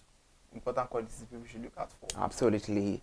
I cannot agree less with you. Now we have to talk about pain relief, because if you have a very soft bed and the bed is well comfy, definitely even if you have pain, most of the times we are all on our feet to make ends meet, and at the latter end when we get home, all we just desire is to have a very beautiful shower and go to a bed for a very wonderful night rest. So after all this is done, we have some pains at one time or the other.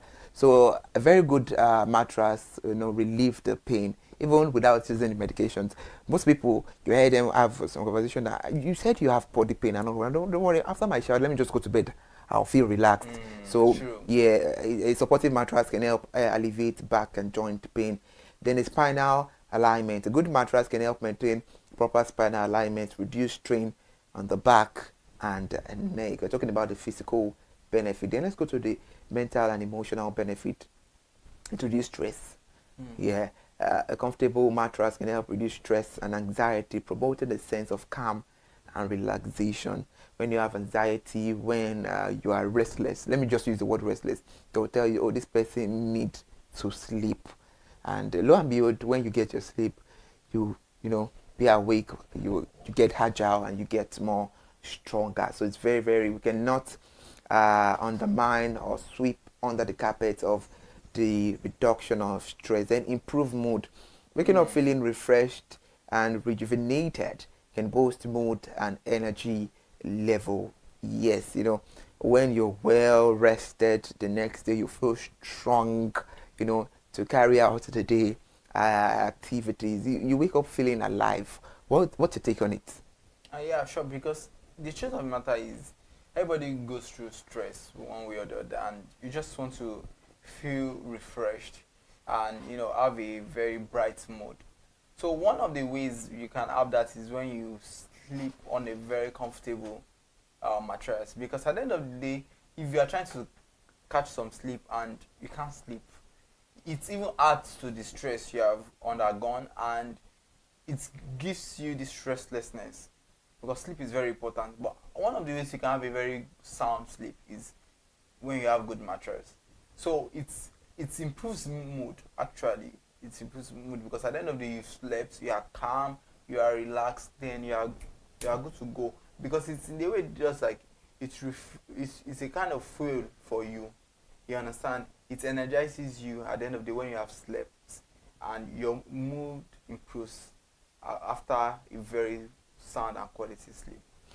All right, thank you so much for that. Before we get back to the conversation, we are all consumers, so I would need to ask you this question.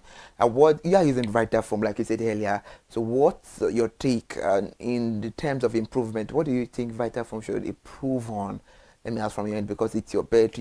As you lay your bed, you lie on it. You've been lying on this bed for a while. So, what do you think they should improve on? Because a lot of consumers said quite a number of things in consumer analytics earlier on, and some people said there is nothing to improve on. So do you belong to the class of, okay, they should improve on the feature of the bed, or for me it is in 10 over 10, there is nothing to improve on? Well, I don't think it's a 10 over 10, but I just believe that I've been using the bed now for years, and I just love the fact that it's very durable. There are some mattresses that you use, after some time it begins to go flat. It becomes flat, and all that. It has been the same. Maybe because I've been the only one using it for years now. You understand?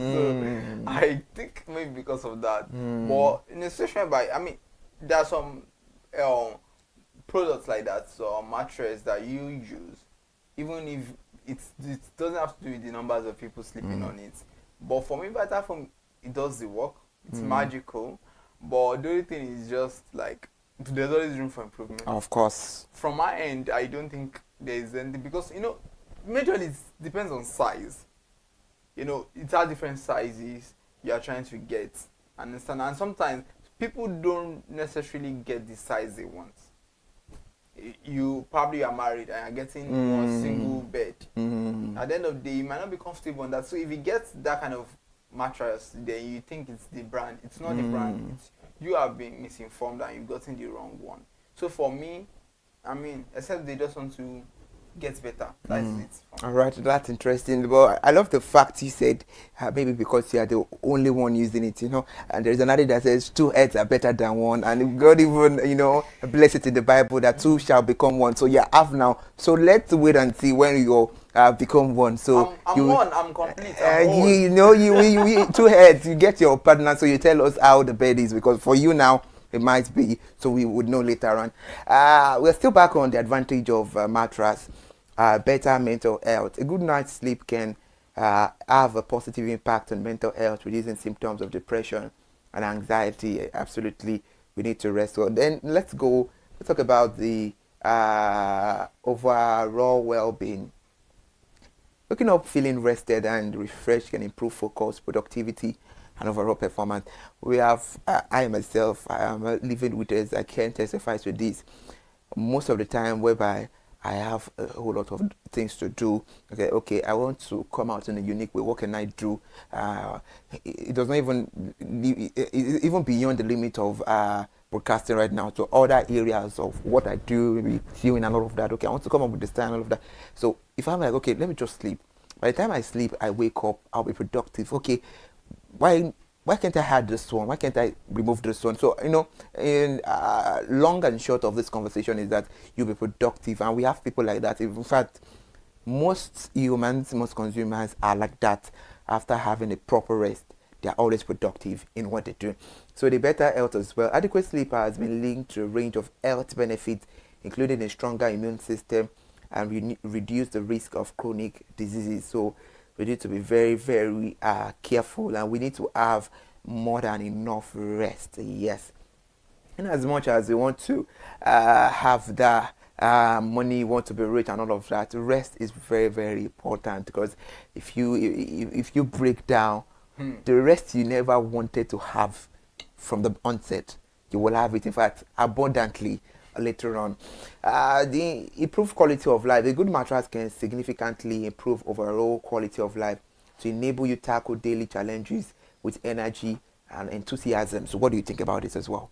Yeah, like I said, if you have a very sound sleep, you feel energized, and everybody needs that energy to carry on. I love that energy. Yeah, because at the end of the day, if you are not energized, you can't even think.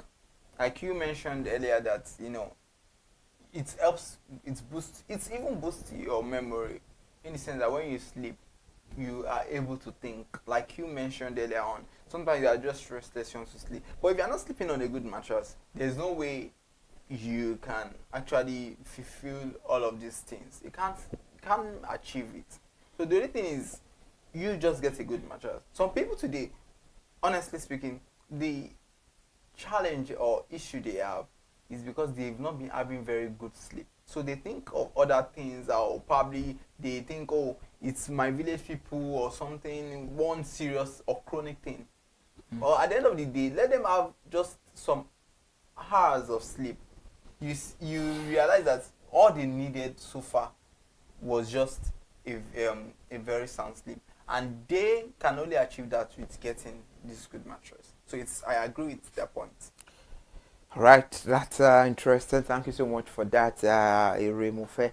If you're just joining us, this is Resolution Box on ConsumerHallaTV. This is a program well packed and specialized for you as a consumer. If you are finding any difficulties with any industry, any brand whatsoever, and you've tried all your possible best to reach out to them, and they are not yielding any positive return on attention, you are not getting the attention that you deserve as a consumer, coupled with the fact that you deserve to be heard and consumers have the right to be heard. Please it's very paramount to let you know that you have a surface whereby we get it all sorted out for you. So you can call the number displaying on the screen and lodge your complaints there. Definitely, we would reach out to the superior authorities. We'll get back to you, and you get your testimonies. They can always put in it on the conversation. Let's talk about the long-term benefits before we go short break and talk about the disadvantage of a mattress, because I know some people will be like, does mattress has disadvantage? I would tell you, and I can tell you for free, that life is a two-side of a corner. I'm always saying it, and I will keep saying it. Whatever has a good side most definitely has the negative side. So the long-term benefit, the durability, which most consumers said this concerning various brands, Mocha, Vita, Ray, all the all the brands of mattress we have. Consumers said, the durability. That's a high quality mattress that can last for many years, providing long-term comfort and support. We all know that mattress is not like a full stuff that we buy or food that we buy every day. So the durability should always be there, and we know some brands that are doing very, very well. Then the investment in health as well. A good mattress is an investment in your health and well-being, paying dividend in the long run. Yes, because you are investing in your health by buying a very good mattress. It's not the one that you will buy, you sleep and you start looking for painkiller. What is the gain? So overall, a good mattress is essential for physical, mental, and emotional well-being. So it's very, very important that when we are trying to purchase a mattress, aside from the brand, we should look for the durability. We should invest in our health by buying something quality. It's time to go on a short break. It's still Resolution Box on ConsumerHallaTV. We'll be right back.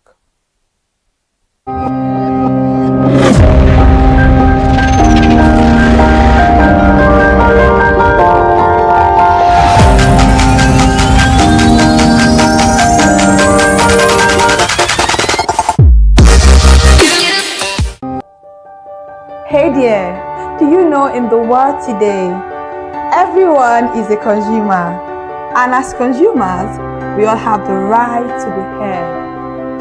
In Nigeria today, as a consumer, you have all right to product information, right to fair pricing, right to return goods, right to product labeling, right to fair dealings, and a lot more. Well then, have you heard about the new media channel? ConsumerHallaTV. ConsumerHallaTV. ConsumerHallaTV. At ConsumerHallaTV, our goal is to inform and educate consumers in Nigeria with insightful news alongside development within the fast-paced world of consumers through well-researched, specialized, and analytical content. Our vision at ConsumerHallaTV is to create an engaging platform that provides right connections for meaningful brands in Nigeria, thus creating a more caring world for consumers where business thrive. And guess what? Our ConsumerHalla brand is the first consumer complaint resolution portal in Nigeria, powered by a 72-hour feedback mechanism. We offer consumer advocacy, informative talk shows, branding promotions, advertising, and lots more. Connect with us via our YouTube channel at ConsumerHallaTV. Follow us on our Facebook page, ConsumerHallaTV, our Instagram page, ConsumerHallaTV, and do well to subscribe to our YouTube channel. Subscription is free. ConsumerHallaTV. At ConsumerHallaTV, you deserve to be heard. At ConsumerHallaTV, you deserve to be heard.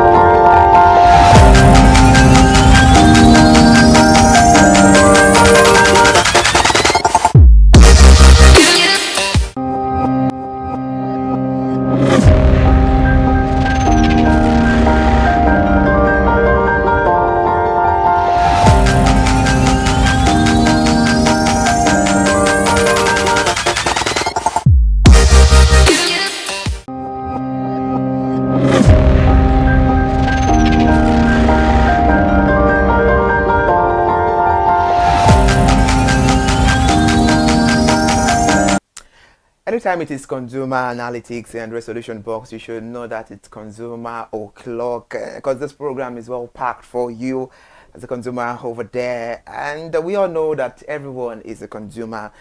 And on the program, we're talking about a mattress. And please note that the content we're analyzing on the table does not place you on a ban or on a limitation. I want you to know that you are part of this conversation. And resolution box is mainly meant for you as a consumer to call us and let us know the industry, the brand, the product that you are having issues with, and you've tried your possible best, but all is not yielding any tangible result, or you are in the midst of this ordeal and you don't even know how to go about it. I can tell you for free that look no further what you're looking for to in Shokoto is in your Shokoto, and this is resolution box for you. You can be part of the conversation by calling us on the number displaying on your screen. And if you are watching this after we are done broadcasting, like you're watching a rebroadcast, I can tell you that Consumer Analytics the Resolution Box is a program that bounces on air on Monday and Wednesday. You can drop your comment and let us know where you're not finding it funny, or why not join us on Wednesday on the conversation. Join the moving train. Thank you so much for joining us. It's been a very beautiful conversation with her and Irumfe. Now Irumfe, I need to turn to you because you use Vitafoam, and we've heard a whole lot about Vitafoam. Consumers saying a whole lot. It's comfy, it's beautiful, it's bouncing. A whole lot of analysis about it. And you yourself here using Vitafoam, and you testified that you get this energy. The way you were talking about it, like the energy, like you're always energized anytime you sleep and all of that. So I need to ask you, in as much as we have the positive side of mattress, can you give us one or two more, most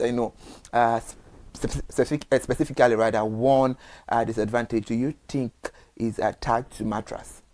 Well, for me, except if it's a bad mattress anyway, and because if you look at it, as long as it's good, it's comfortable, there are some mattresses that give you pain rather than relieving you of your pain. Because now whether it's good or bad, now if you buy a kind of mattress that is not comfortable, the texture, everything, there are some mattresses with hard foam in it.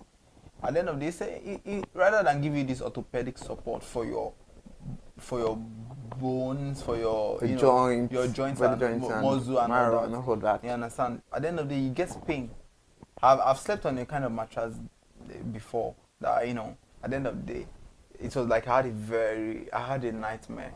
Because I could not enjoy my sleep. Okay, you dream of village people and all of that because of the nightmare. So I couldn't sleep anyway. So that's just one of the disadvantages. All right, interesting. But for you, let me ask you this question: if they're not seeing a mattress, so what's the substitute? Like, can you sleep on the bare floor? Is it mats? What do you think? Because we find some people comfortable sleeping on the floor. Well, for me, it's a no-go area for me because I think I've tried it once. Then during my service here, I hadn't settled in, and at the end of the day, I had to sleep at a friend's. So we were just moving into that place, and we just slept on not on the floor anyway, more or less like a cloth. At the end of the day, I woke up with chest pain and all that. So for me, even mat, it's been long I slept on it, so I really don't know if now I'll still find it. I think I'll find it fun to sleep on the mat now. Right, interesting. Yeah. And we need to talk about the disadvantages of a mattress, because research made it known that it has physical discomfort. We're talking about the allergies here. So mattress can harbor allergies like dust mites, mold, and mildew issues, and this has to do with tiny bugs that live in fabrics and carpet, producing waste that becomes airborne and can be inhaled. So true. At the end of the day, sometimes some people get allergic to sleeping on a particular mattress. So that's so true. And mold is a type of a fungus that grows in a damp environment, releasing spores that can cause allergic reactions. And mildew is a type of fungus that grows in damp environments, causing unpleasant odor and potentially triggering allergies. So all this can, be gotten from the physical discomfort from you sleeping on a bad mattress. In simple terms, this tiny organism can trigger or worsen breathing problems, making it harder to breathe, especially for people with pre-existing respiratory conditions. About the pre-existing respiratory rather, we'll be able to ponder on it well. I think sooner or later, when we have a frontline personality, someone that works at hospital, that work so would give us a proper understanding about that. Then the heat retention.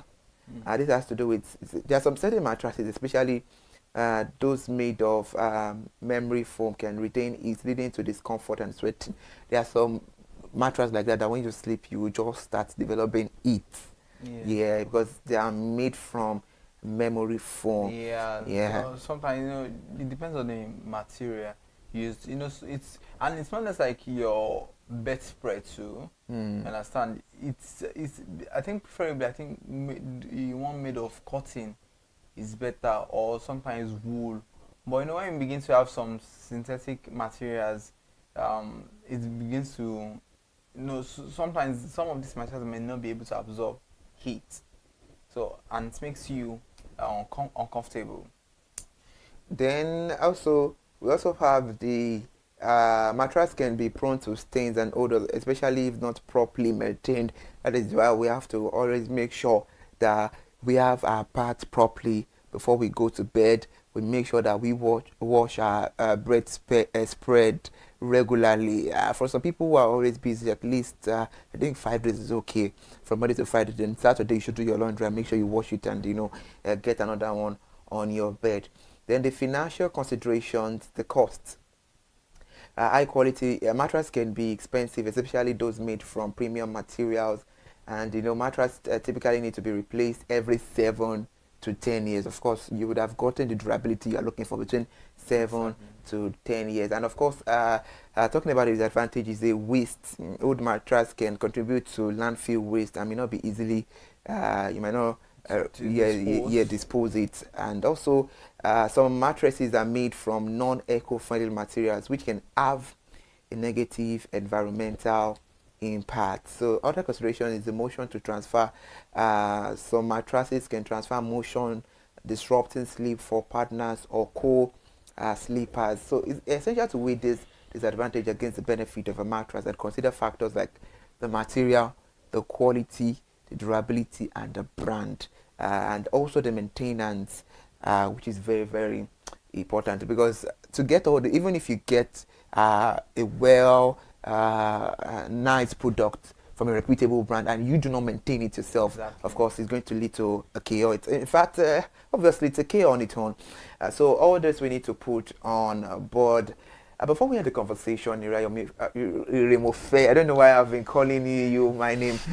Let's have your concluding highlight. So all I just have to say is, in all your gettings, in getting mattresses of any form, all you just have to ensure that you get a mattress that you can feel comfortable sleeping on, and ensure that the materials are eco-friendly, and also they absorb the heat.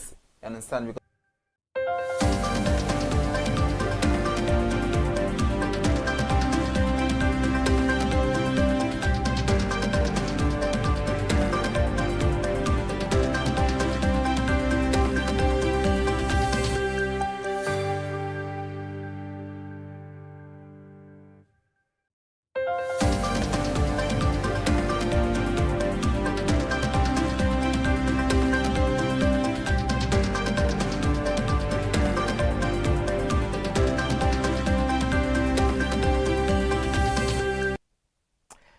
good afternoon, the time is 4 o'clock, and thank you so much for joining us on the news at 4. I am Iri Ayomikunle Ike. We begin the news this afternoon as the Nigeria Labour Congress has urged the federal government to boost education spending and improve teacher welfare, warning the neglect of the profession threatens the country's future. The NLC President, Mr. Joe Ajero, said teachers remain underpaid and undervalued despite the central role in nation building. Speaking at the World Teachers' Day celebrations at the FCT, he described the profession as the queen of all professions, but said it continues to suffer from poor pay, inadequate working conditions, and lack of respect. Mr. Ajero said in his statement, and I quote, "The paradox is stark. While society is praises on teachers, they remain the most neglected and staffed profession. Teachers are praised to heaven, but staffed on earth." End of quote.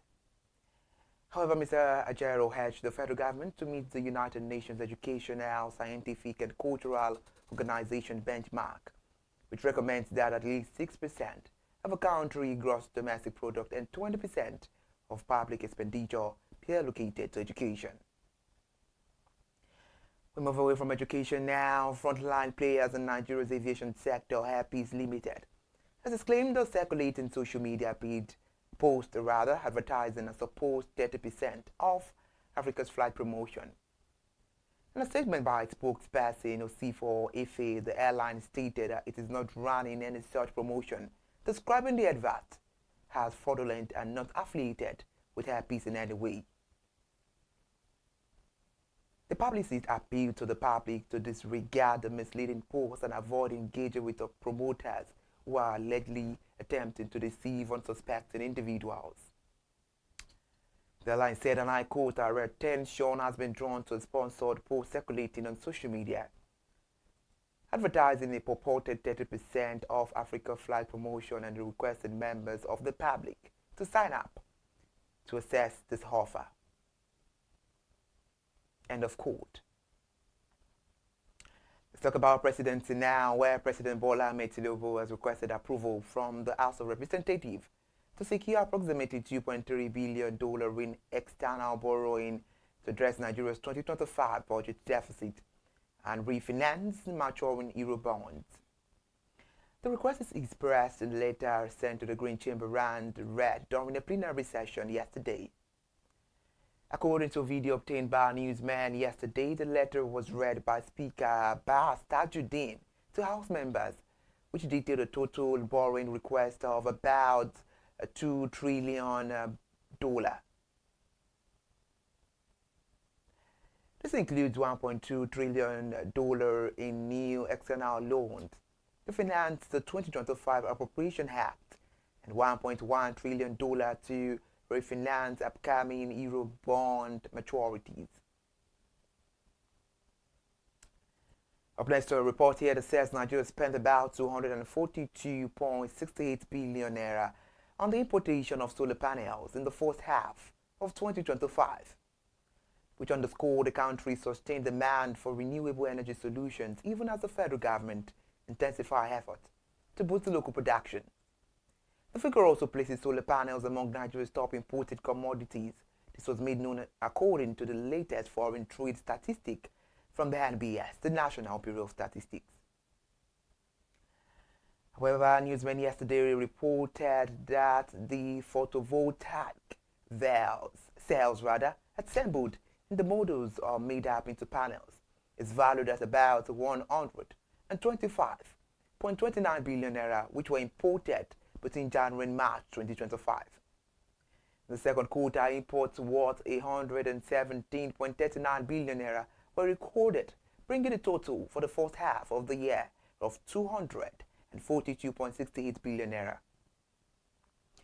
However, the 6-month figure marked a sharp decline compared to the 237.3 billion naira recorded in the first quarter of 2024, which indicate a slowdown in import demand. And now let's move the news to the chairman of Presidential Fiscal Policy and Tax Reform Committee, Mr. Taiwo Yedele, as he said that at least 9 out of every 10 Nigerians will no longer have to pay the pay-as-you-earn tax.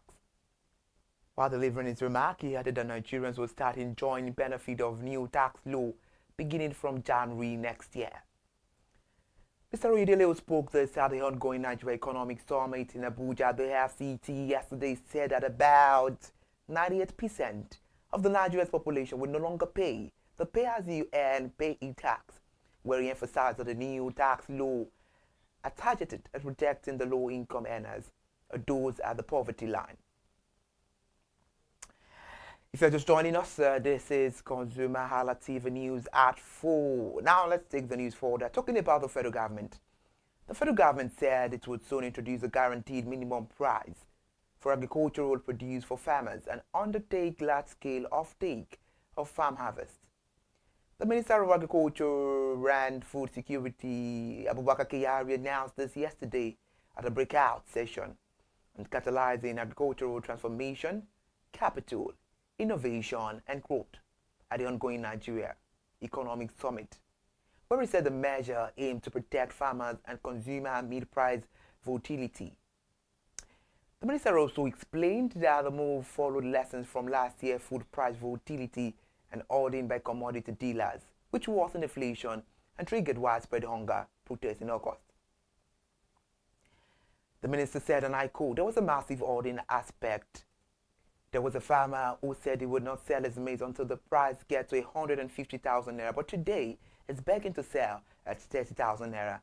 The minister also cited last year's paddy rice market as an example when farmers sold at 350,000 naira per ton, while market prices climbed to 800,000 naira, highlighting inefficiencies between production cost and retail prices. However, the minister also said there was clearly a dislocation somewhere.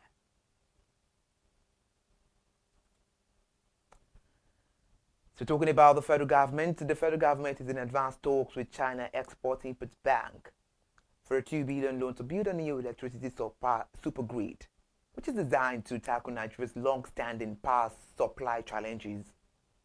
According to Bloomberg, the proposed grid project aims to strengthen the power transmission across the eastern and western regions of the country, where most industrial consumers are based. So talking about the news, Minister of Power Adebayo Adelabo disclosed the plan at an economic summit in Abuja on Monday, saying the project was part of its effort to decentralize power generation and encourage heavy energy users who left the national grid due to its ability to reconnect. According to Bloomberg, the minister team confirmed that negotiations with China Exim Bank were in progress, while the financing for the super grid had already received cabinet approval. The Nigeria electricity generation capacity is about 13 gigawatts, but only a third of that reaches consumers through the central grid, which frequently experiences system collapse.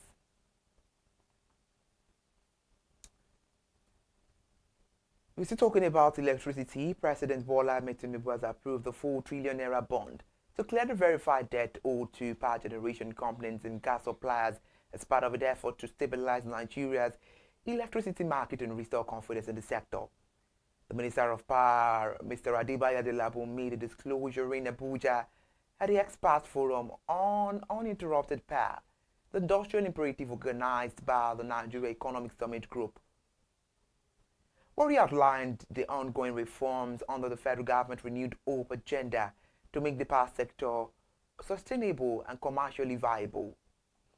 According to the minister, the bond approval formed part of a broader financial stabilization plan, which is designed to address legacy liabilities that have hindered investment and liquidity across the electricity value chain. This when said, the minister in his words said, and I quote, to stabilize the market, Mr. President has approved the 4 trillion naira bond to clear the verified Genco and gas supply debts. Alongside, this is a targeted subsidy framework and is being developed to protect vulnerable households and ensure a sustainable path toward full commercialization and a viable industry.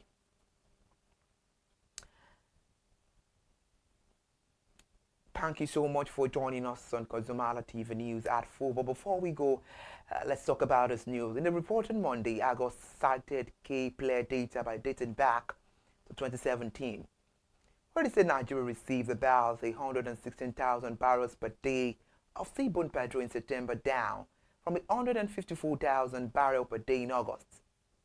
EGO said net fuel input fell to a new low of 38,000 barrels per day in September, following notable cargo loadings from the Dangote refinery bound for New York Harbor.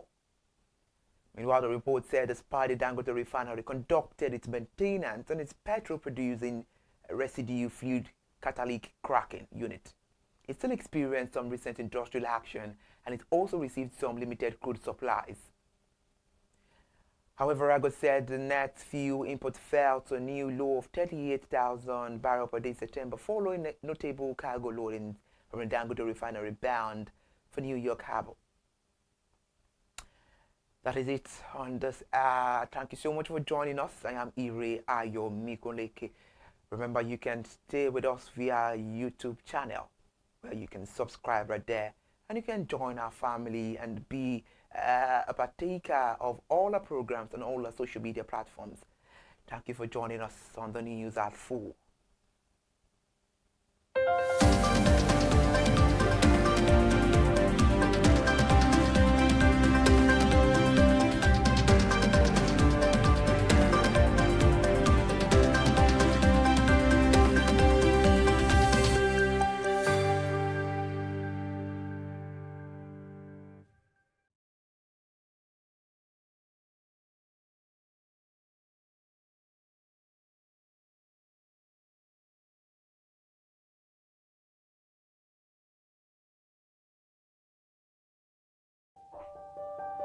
Hey there, do you know in the world today, everyone is a consumer, and as consumers, we all have the right to be heard. In Nigeria today, as a consumer, you have all right to product information, right to pricing, right to return goods, right to product labeling, right to fair dealings, and a lot more.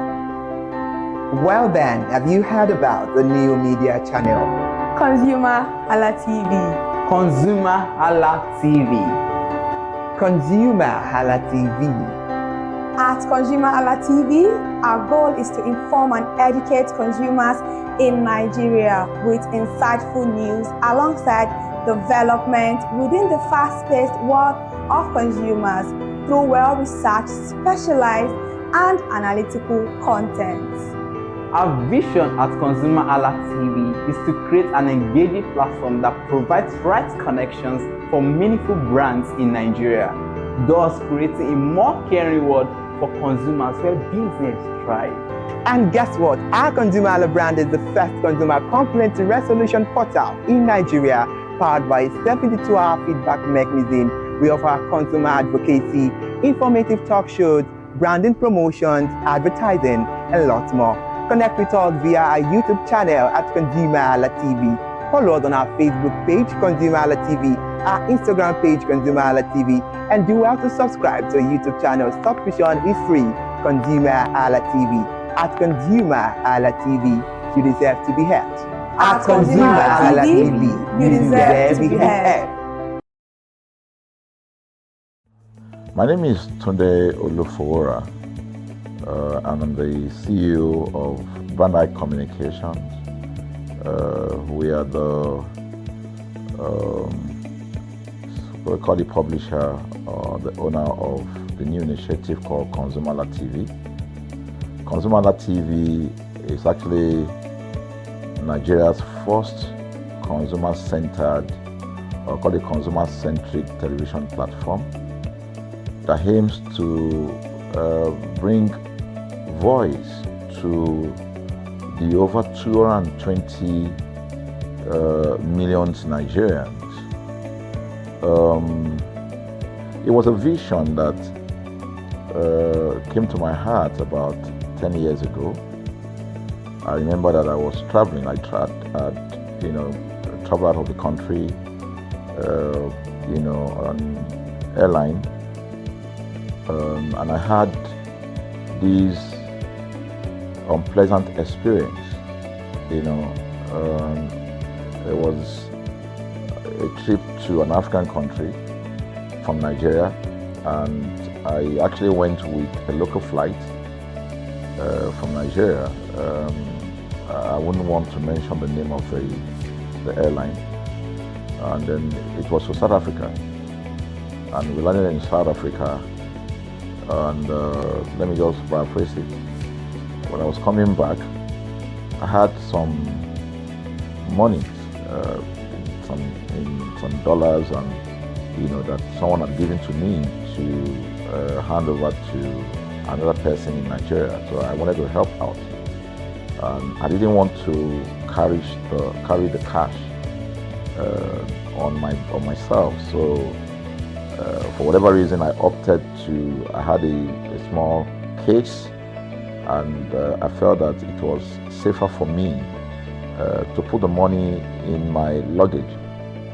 So I put it in a safe place in my luggage, got everything intact, and I checked in my luggage. My arrival in Nigeria, I was standing and was waiting about the carousel just so that I could pick up my luggage, and then I was there for 1 hour and waiting for my luggage. I didn't know that my luggage already arrived, and it was one of the luggage that was moving around on the carousel. So after about 1 hour wait, I looked to my left and my right. Almost everybody had gone. I think there were just about 2 or 3 left.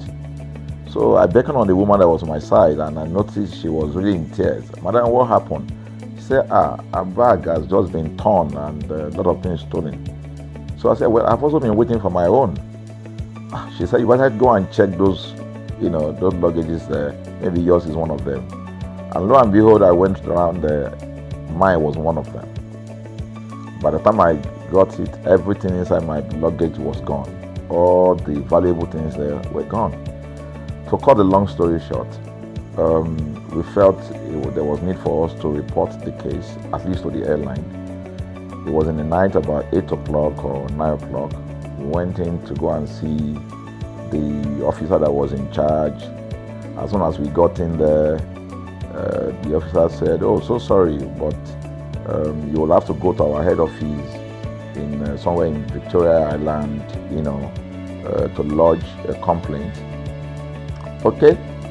So the next day we went to the Victoria Island and we lodged a complaint, and that was it. And since that day, I'm talking a story of over 10 years ago, I didn't get a call, not even a call from that airline to talk to me about what happened to my luggage. Now, about a month after that trip, I had another opportunity to travel out of the country. This time around it was to US, and it was an official assignment. And I flew on, I will mention the airline this time around. I flew on a BA. I really didn't like BA. I usually go with Virgin Atlantic and things like that. But my protocol officer convinced me and said, "Okay, you will love BA. Why don't you go on BA?" Anyway, so I went on BA to US. And of course, when I returned from US to Nigeria, we had to do, of course, there'll be like a connecting flight, from Heathrow. So we got into London Heathrow, and then because it was through Heathrow that we went, and then so they changed since it was BA, they changed the aircraft this time around to a bigger one. I mean, clearly because there were more Nigerians, more people that were planning to come to Nigeria, and then we boarded. Not quite 10 minutes into the flight, in the air, the aircraft started malfunctioning. The air conditioning compartment were not functioning very well. I was on what you call business economy. The whole of that business economy all the way to economy side, the ACs were not working well. It was hot. And then I was watching. And then from that moment till we got to Nigeria. From that moment till we got to, I'm just trying to paraphrase. From that moment till we got to Nigeria, I could remember very well how many times the pilot, broke into conversation and had to apologize and say, "We're really very sorry about this. he was giving us almost every 10, I could almost say almost every 30 minutes. There's always a kind of update. So sorry, this is what we're doing now, this is what we're doing. While we were on that journey, I also remember an incident. So they came, the crew, apparently couldn't resolve it. They couldn't manage the crisis or what was going on about it. They couldn't fix it.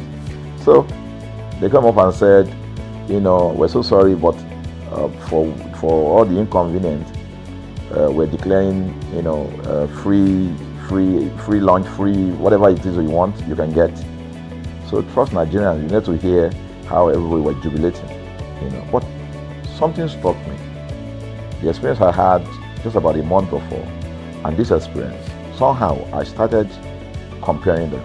I was trying to see how this matter will be managed. Again, to cut the story short, we landed in Nigeria on a BA.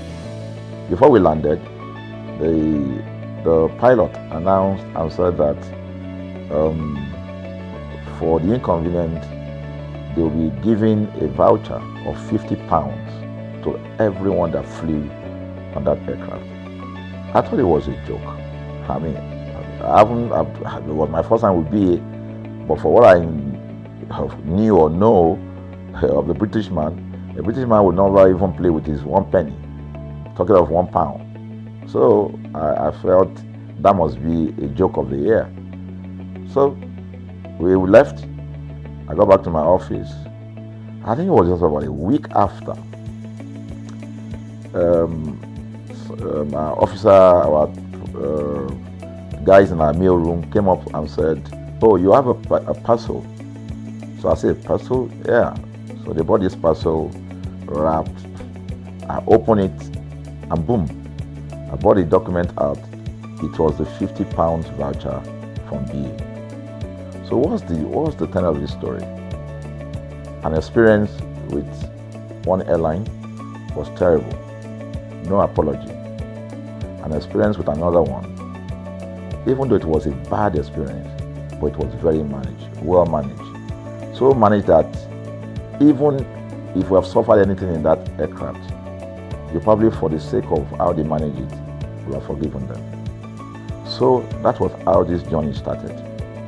So I started thinking in my mind, this is what we go through in this country. But are we different from other nations?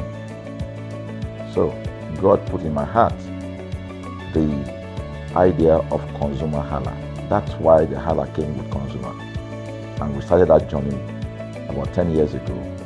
We started by creating a platform called ConsumerHalla, where consumers, so I discovered that Nigerian consumers don't have a voice.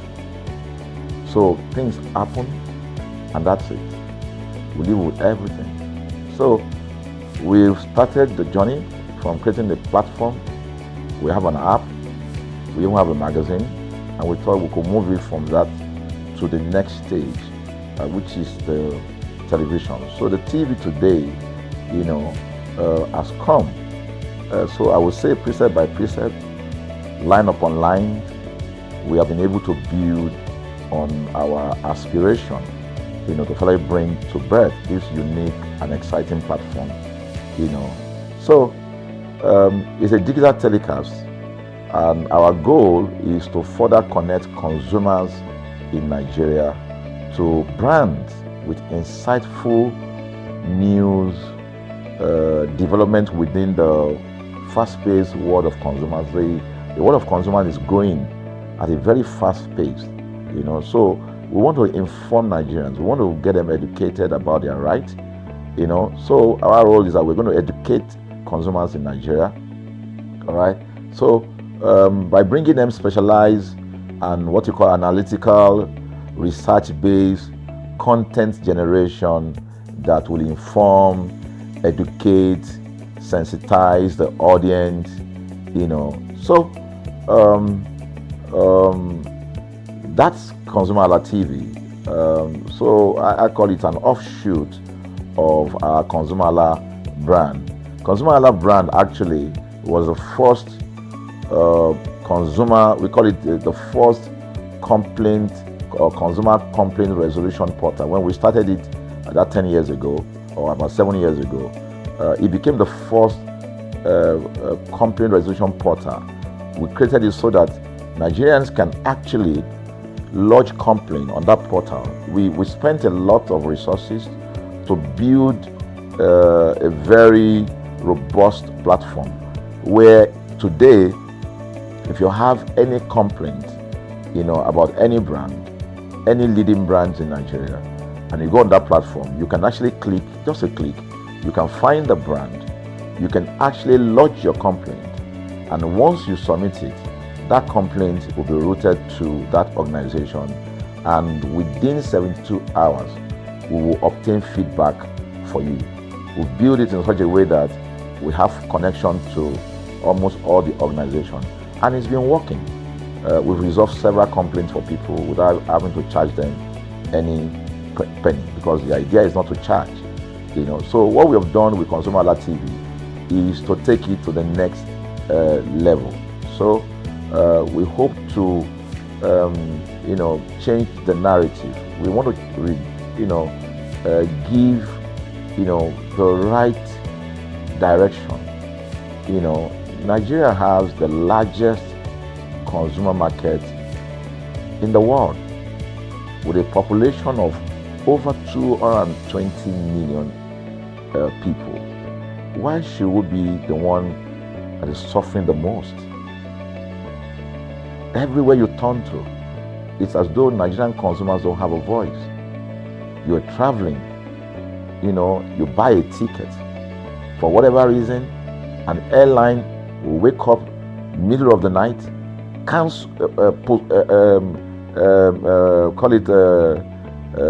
delay the flight for whatever reason, and then you'll be waiting at the airport for hours. You'll be there for 2 hours, 3 hours, no any explanation.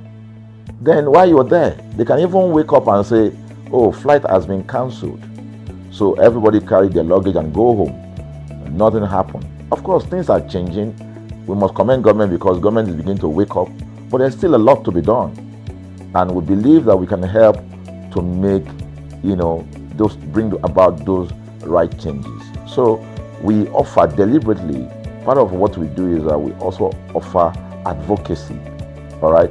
We're not just an advocacy organization, but we offer advocacy. We have a legal team, we have lawyers that are registered on our platform, all right, that can also take up cases, okay? So, and we've taken up many cases like that, and won those cases. So, ConsumerHalla is a platform to help consumers we're not fighting brands, but rather we say we're bringing about an amicable, resolution of conflict, such that it will be beneficial to the consumers and also be beneficial to the brand. I remember the word of Jeff Bezos. Bezos is the founder of Amazon. He said that the most important single thing, all right, for an organization is to focus obsessively, use the word obsessively, on the customer. We often say that customers is a king. They should sit at the top of the ladder. In our environment, customers are the ladder.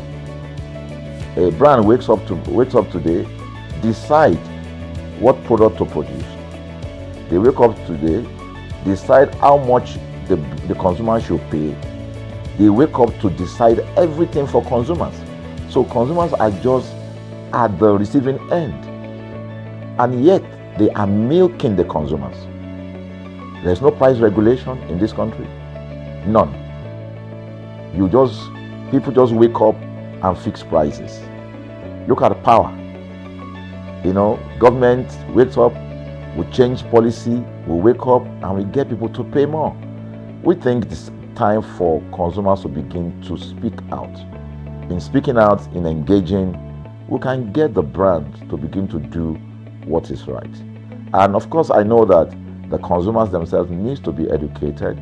So our role, our vision also is to ensure that we educate consumers, we bring awareness. A lot of Nigerian consumers don't even know about their rights. You buy a product from a supermarket. I've had this experience. You buy a product from a supermarket, all right? For whatever reason, you take that product back to your house, and maybe something went wrong somewhere. By the time you take that product back to the shop where you bought it from, and you say, Oga, this thing, you know what's going to tell you? Oga, na me make am. Na me make am now. That's why I buy am. Meaning that there's nothing I can do to the product. So you lose the product, then you lose your money, because the money is not refunded. The product you can't use. Only in Nigeria. Only in Nigeria. Let me give you another experience I had. In the course of this, because I did a lot of, I went around, you know, in doing this. I was in US, I was in UK, I was in South Africa, I was in Germany, just because of this, to just study the environment. You know, I was in a friend's house in UK, in London, you know, and then what happened? We were going to go out, and he was going to dress up. So he said, oh, to me, I was seated in his sitting room. So he said, oh, wait a minute, I picked up an iron, that's the pressing iron, 2 days ago or so from a store. You know, oh, let me try this, let me just try and use that to iron my shirt, and we can go out. So I was seated, the TV was on, I was watching. While I watched him, he brought out the pressing board, you know, spread it out, brought the iron out in my presence, plugged in the iron, and then as soon as he switched on the power button, we just had a spark. Boom! Ooh. The guy was raged. Then he goes, what just happened? So he said, no, these guys are in trouble, they're in soup. I was thinking, what are you going to do? You know, I was trying to compare that experience to what would have happened in Nigeria. In my presence there, he opened the pack, there was a card inside it. Inside that card was a call, number to call. And they called the shop or wherever he got the thing from. I was hearing the conversation that was going on. And all he said to them on the phone was, look, you know, by the time he even called, you know, clearly because they already, through the call, they could trace where he was calling from and who was calling. He said, yeah, I picked up this number, I picked up this iron yesterday, and guess what? I just plugged it to power, and then this thing just, you know, didn't work. At the other hand, I could hear the voice, oh, we're so sorry. We're sorry about that. And they said, this is your address, yeah. Don't worry, we'll get you a replacement. All right. So my friend handed the call and dropped the. So I said, so what's going to happen? He said, don't worry yourself now. Shebi, we're here. They will bring a replacement. I said, they will bring a replacement. He said, yes. I said, they won't even try to check whether it was your fault, because it could have been your fault. Maybe you didn't do something well about the first. No, it can't be his fault. Now, Shebi is a brand new item that he bought. While we were still talking, in fact, I'm not even sure it was up to 30 minutes or so. We had a knock on the door. He himself said he must be the dispatch person. By the time he opened the door, it was a dispatch man that was on the other side. And then the dispatch man was at the door. Just watch this. Was at the door. I was seated in the sitting room. The guy was at the door to meet with the dispatch guy. The dispatch man that brought the replacement iron, you know, I heard him say, we're so sorry. So I was so shocked. I mean, a dispatch man, this guy is a dispatch, so also apologize. I was so touched by that. Even a dispatch man was so trained, you know, to tell the guy, we are so sorry. And guess what? He brought the replacement iron. By the time my guy opened the iron, it was a bigger size iron. So they replaced with a bigger size iron. The guy never asked for the one that went back. He didn't say, okay, where is the other one that we gave to you, so that he could take it back? No, he just bought a new one and gave it back. So I asked my friend, I said, can you interpret this to me? He said, here in London, if they didn't do this, they know the next thing I would do. So I'm just going to grab a lawyer, and I'm going to tell them they've destroyed something in my house. By the time I'm done, they will pay through their nose because the consumers are conscious of their rights. In Nigerian consumers, even those who are aware, won't even take the battle up. Everybody just go, what can we do now? Today they wake up and ban this. What can we do now? So we're going to change the narrative. We have to stand up. So the vision of ConsumerHallaTV is really to create an engagement platform that constantly mirrors the minds of consumers and provides right connections for meaningful brands in Nigeria. Thus, we believe, will be forming part of that our overall vision, of creating a more caring world of consumers where businesses thrive. So, I think that we'll make our impact. We ask you to join us on this journey. ConsumerHallaTV will drive engagement. It will also be there to help to promote brands that are doing what is right. So we're not out to criticize any brand. Rather, we have to complement what the brands are doing, because there is no organization that or a business that was set up to fail. Nobody set up a business to fail. So there are just gaps that need to be fixed. So together we can fix things, and together we believe that we will create the right story for consumers in Nigeria. Thank you very much.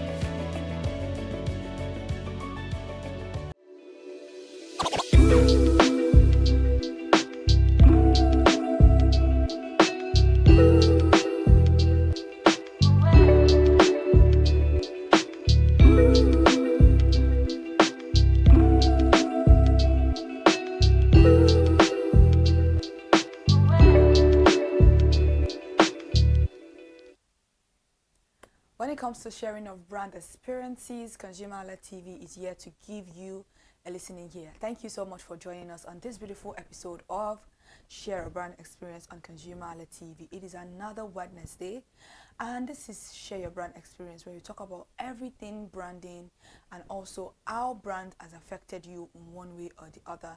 We don't only deal with negative stuffs on here. We want to hear the positive aspect of brands. This is ConsumerHallaTV, and in case you don't know about ConsumerHallaTV is a consumer advocacy digital channel where you can all watch us on your YouTube.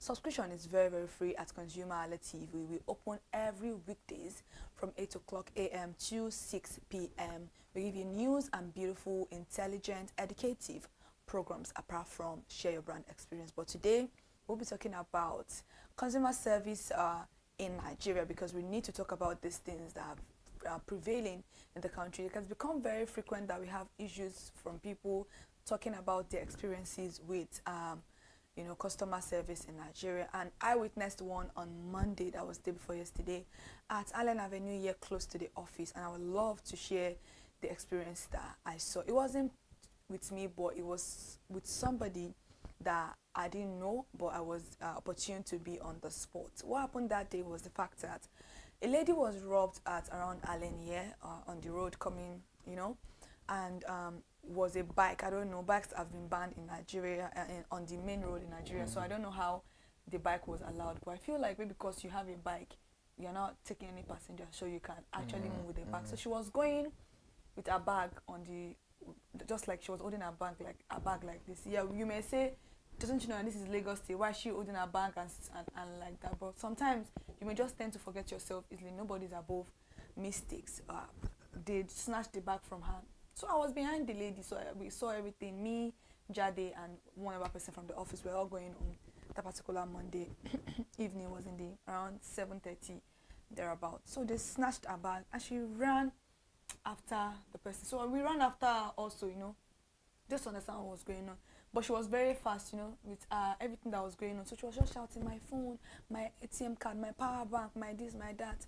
So we all followed her to the roundabout junction at Allen side. So when we got there, we waited with her, and I thought, I was like, sister, you know, your phone is already like stolen. The first thing I would need you to do is block your SIM card and call your bank to actually block every access to your account, because you don't know, these people want to use your SIM card to be borrowing money, or even access your Gmail and every other thing to tamper with your documents. So because she said she didn't put password on our phone, so let's all endeavor to always put password on our phone, because we don't want just like this happening to us. We called MTN. MTN was an service provider, so she doesn't have a phone, so I called MTN. Like 3 other people were calling MTN. It took us about 15 minutes to get connected with 303. That's MTN's, or 300. Sorry, that's MTN's number. I called them twice. I don't know. They said, oh, they are referring. You know, when you put one, if you want English, put this and that. We already put all the numbers, and they were like, we are transferring you to a customer service representative that would respond to you. So they picked the call. It was dead silent. They were not saying anything. They were not doing anything. It's already time. It's already going. This is almost like 30 minutes. We're trying to contact 303 MTN, and they are not providing anything. They're not even picking the call. Got so good, the call went through. So they picked it. The lady was like, she was shaking. So we're all talking like, good afternoon, good evening. So we lodged the complaints. We want to block our SIM, this and that, and this. The next thing the lady said was that she picked the call. Was that, oh, I am so sorry. My computer is frozen. I can't do anything about it. And I was like, why do you say you cannot do anything about it? In the first instance, if you knew that your computer was frozen, why in the first place did you pick the call? You could have let the phone like kept on ringing, or immediately you had picked the call. You have said, my computer is frozen. Please call another service provider, another service representative, customer service representative. I would answer you. Instead of you waiting for us to narrate all the story to you, for you just to say, oh, yeah, your computer is already frozen. I'm like, okay. So she was like, hold on, I will do up something for like almost 10 minutes. She didn't respond. She cut the call. She asked us to hold on that. Oh, she will get on it, even though our network was freeze and stuff. I was like, okay, maybe it will come back up. She didn't give any explanation. She didn't say anything. She just hung up the call. So we kept on calling again for another almost 30 to 20 minutes. We kept on calling MTN service provider. My own point is that if they had wanted to do anything with the SIM or any other thing, they would have done it before we even were able to have access with MTN. They later picked the call. So when they picked the call, the lady explained the question. They were like, are you sure you're the owner of this SIM? I understand protocol, but there's some things that needs urgent attention. You understand? So they should be able to, we're going to do, they asked for our mother's maiden name. They were asking all sorts of questions. When did you open the SIM? When did you open the SIM? Where is the location? Which address? You know, I feel like if you ask 2 personal questions, I feel like only the person that owns the SIM would have known. You know, you would have been able to understand, or if you're able to track the call of where we are to where she's explaining that she's calling from. You know, these are things that we should put in place. Instead of you asking her thousands of numbers before you can be able to help her block a SIM.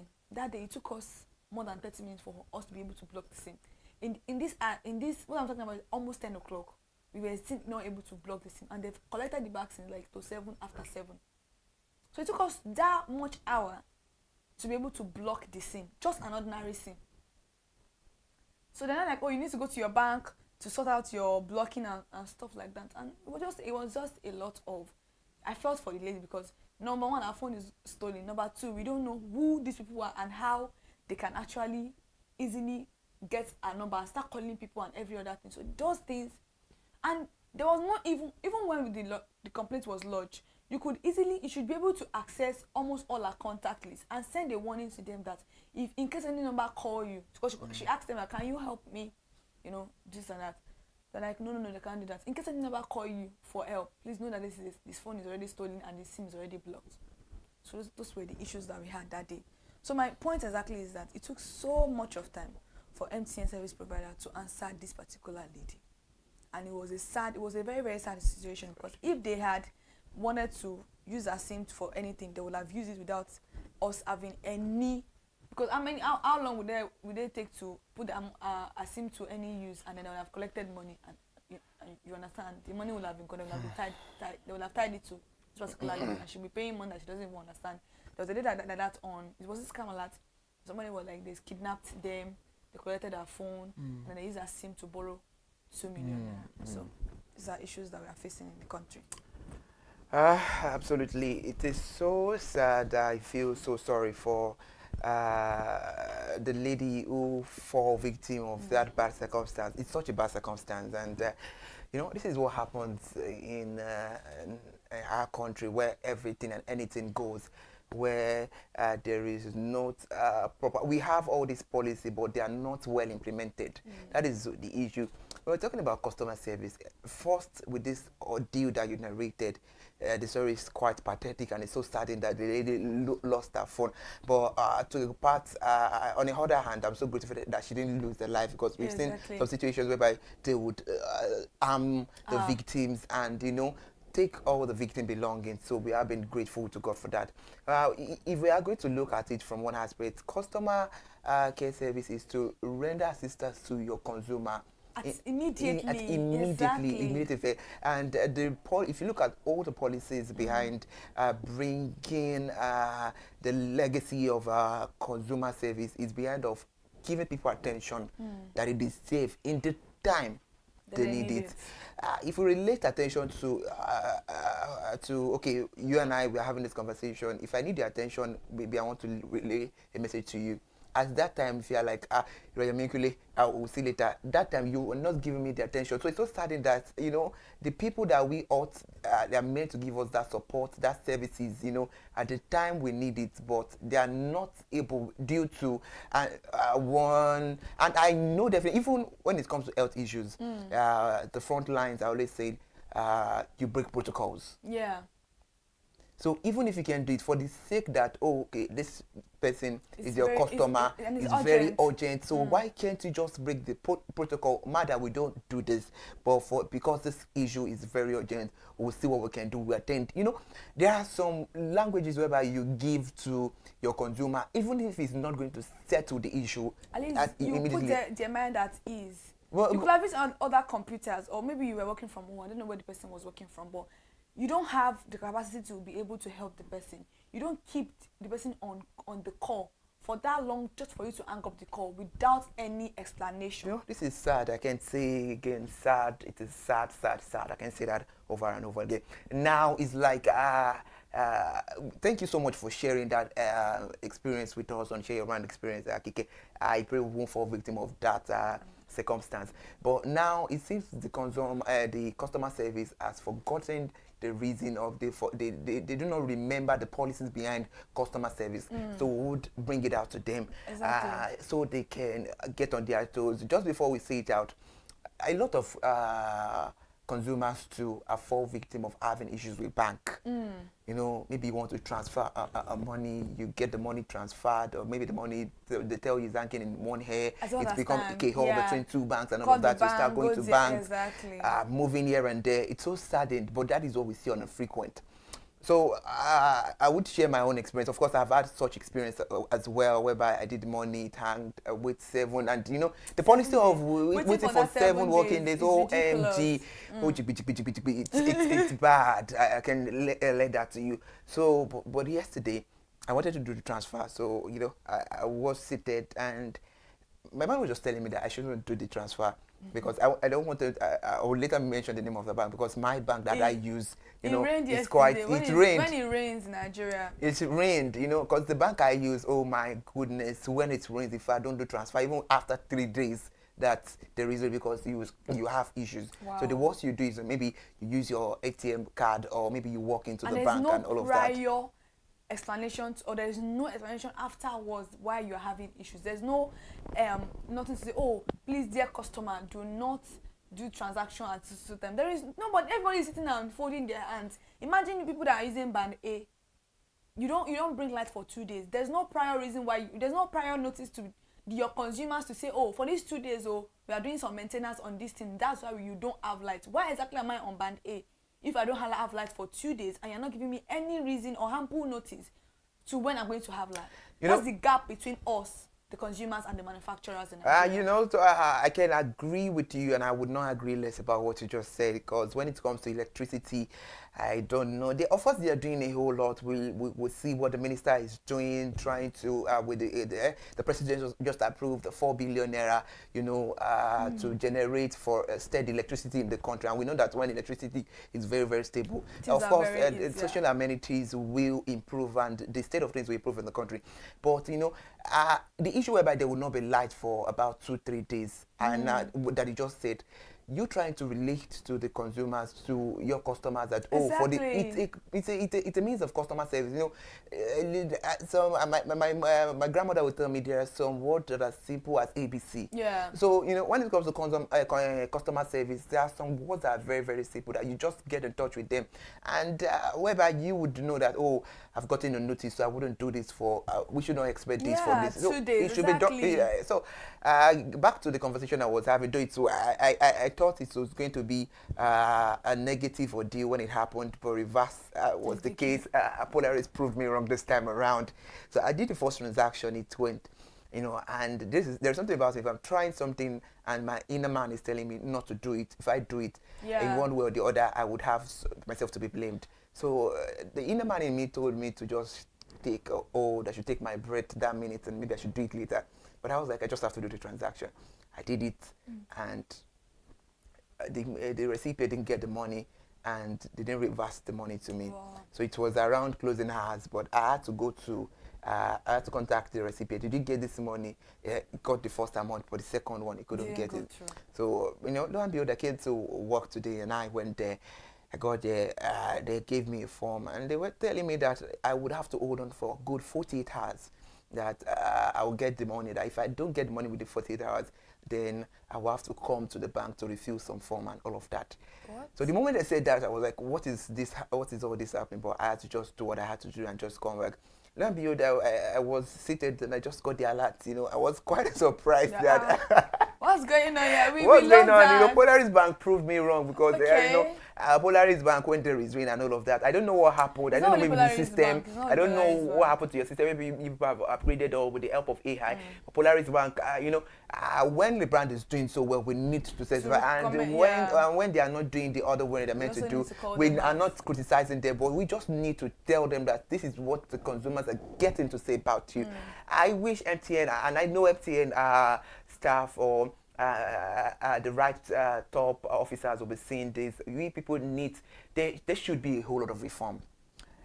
I think we once have a conversation on customer service, and I said that I think you were the one who raised it, but I can't really place my hand on it anymore, whereby we had an agreement on the program that I think a whole lot of reform should be done, whereby they need to tell people the reason why they are on that seat. The reason why they are occupying that seat needs to be done to these people, because I don't think they have empathy towards the consumers. Absolutely. And empathy is supposed to be the first most thing. It's not like you being a doctor and you don't have empathy to your patients. What exactly are you doing in that field? It's not meant for you. If you know that you're not going to be empathetic towards your consumers, I feel like there's nothing for you.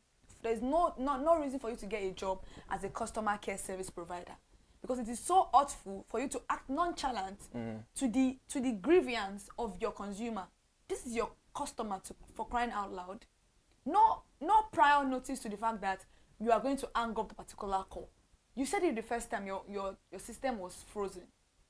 I feel like the next thing for you to have done was just tell please call another person, or you even reach out to your maybe colleagues and I feel like even to call another person, you should know that it will take a lot of time. If it was something between life and death, you should be able to easily transfer that call to another person immediately at your own end. If that is not in your own back end, their back end, is something wrong. There's something wrong with the system then. If you cannot easily transfer, you know, sometimes you'll be talking to bank or you're talking to customer service provider, anyone, your card will get finished. Do you know that when you call again, you're going to start from the beginning and start explaining from the beginning to another person entirely, which is not supposed to be so. First of all, Kike, I'm very sorry on behalf of you, because you had to witness all of that, and I know the kind of mood you will be. I wanted to remove everything. I know sure stood there and I listened to everyone. I'm like, what is going on in this country? I must commend you for your humanly for the humanity you always portray to people. So I understand how you would feel at that moment. But how I wish you could bring that lady to share her experience. But what it is, what it is. And there's no way to contact because I already blocked the number. I know how womanly you are. So back to the conversation. So to what we're saying, I think, in fact, a lot needs to be done. A whole lot of reform needs to be done when it comes to customer service in terms of the telecommunications. Gone are the days whereby you will have issue, you will call instantly, they will pick up your call. Now you would have to call OMG Kike 10 minutes, 15 minutes, 30 minutes, 45 minutes. They're still singing, singing a whole lot of it is so reason? pathetic, you know, and a whole lot of things is hanging on the line. Yes. I think the customer service should now see to it that what is happening. I don't know the policy you're always having when you're having your AGMs, your annual general meeting, or whatever meeting you people have, but I think it's time to, you know, have a round table, sit down, reform things, re-strategize, know what is happening, where did you all get it wrong? What were we doing right before that people had access to us? Because as it stands, consumers are no longer having access to all these people. No. Look at what happened. Fine, you later reach out to them. I knew that before you could reach out to them, it's going to be a whole We kept on calling, and I said like 4 people were on the call. Just for, if they even pick one of us, at least we'll give it to the lady. 4 people were on the call. I was on the call. Somebody else was on the call. Jade Sola was on the call. Another lady there was on the call. So we were all on the call at the same time trying to call these people. And they were not picking. Even if they picked twice. And they were not talking. They were not saying anything. And they later picked. They said that their whatever was frozen. Your computer is frozen.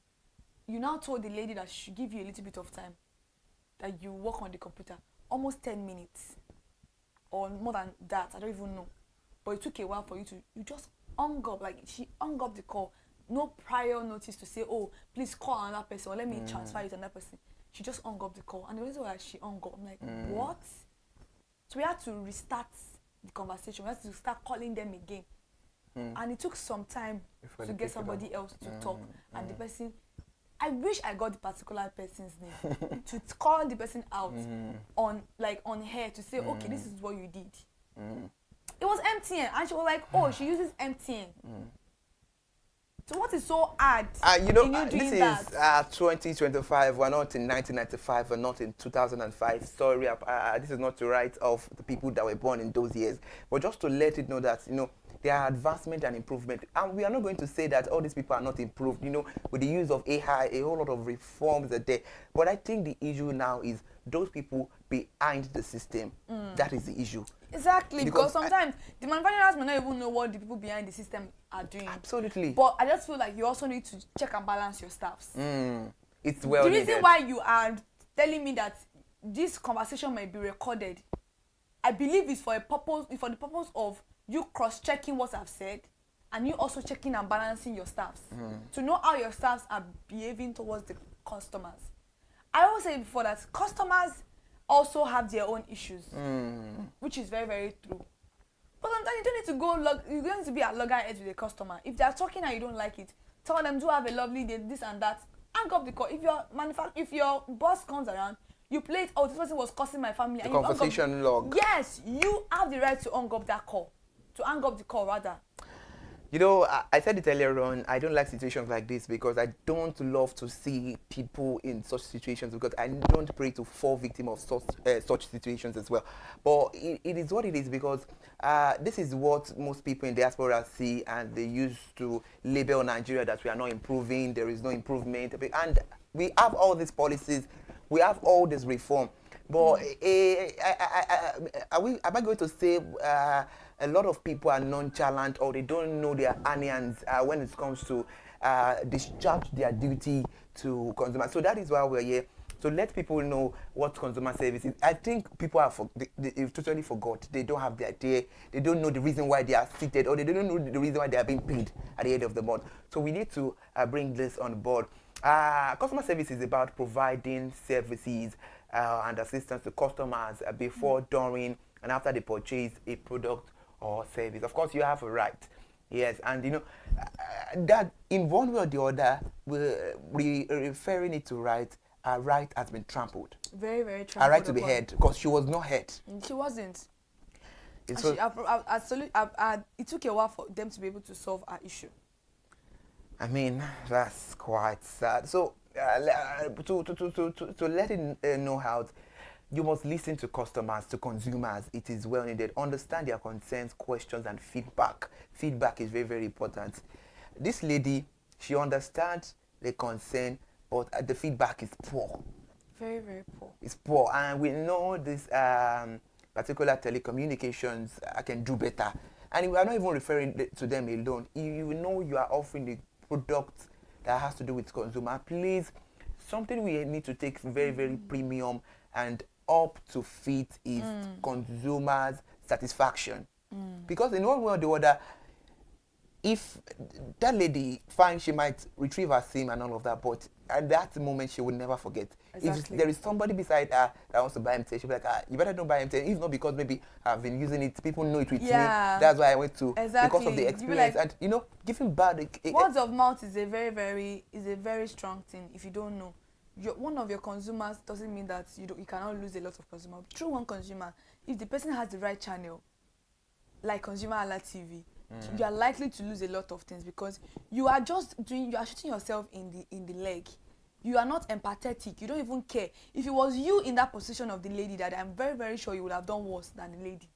You may have picked up your phone and start calling out MTN on Instagram or on TikTok. All right. One of the reasons why customer service is there is for providing solutions.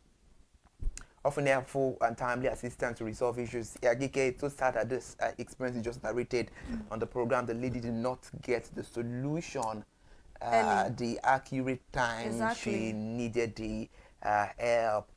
Being empathetic is very, very important, because the way you said the lady sounded, she was not here. She was not empathetic. So showing understanding and care for the consumer experience is very, very. Then being proactive, anticipate and prevent problems when possible.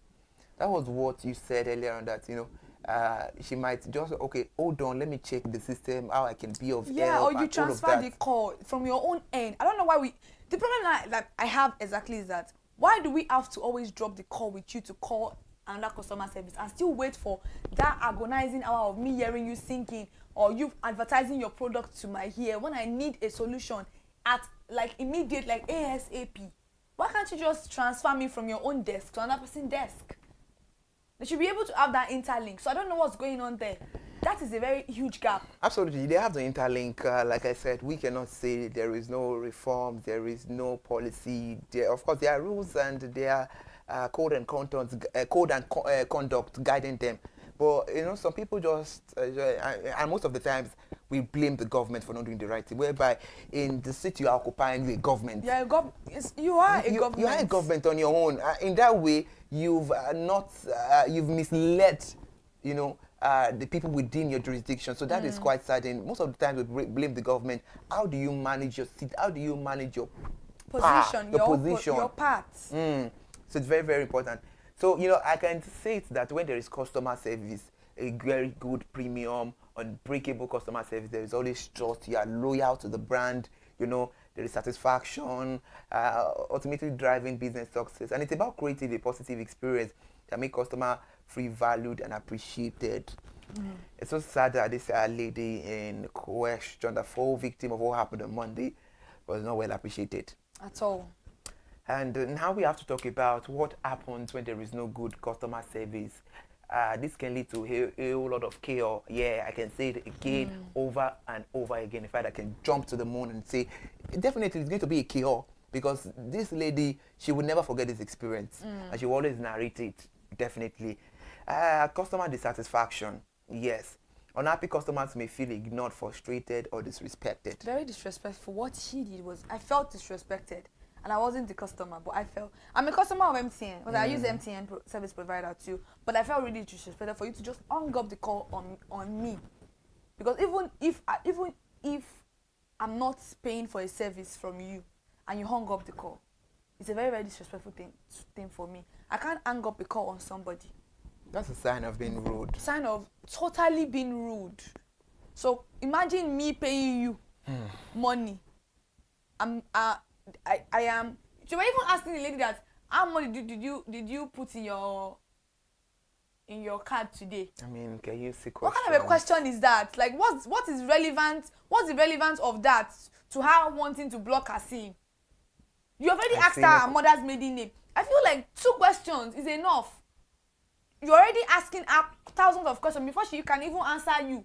They've already stolen whatever they want to steal. I want you to block my number. Okay, what is your name? Your full name? What is your mother's maiden name?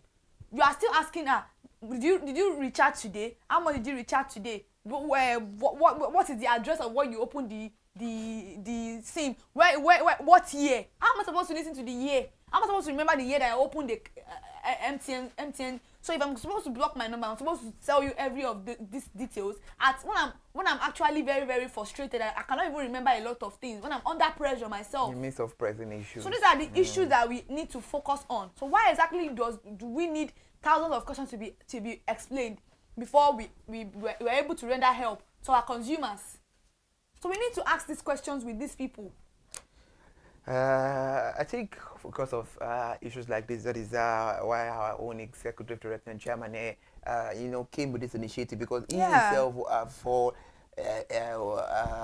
have experienced stuff like this. He has seen people being maltreated when it comes to their rights, and all of that.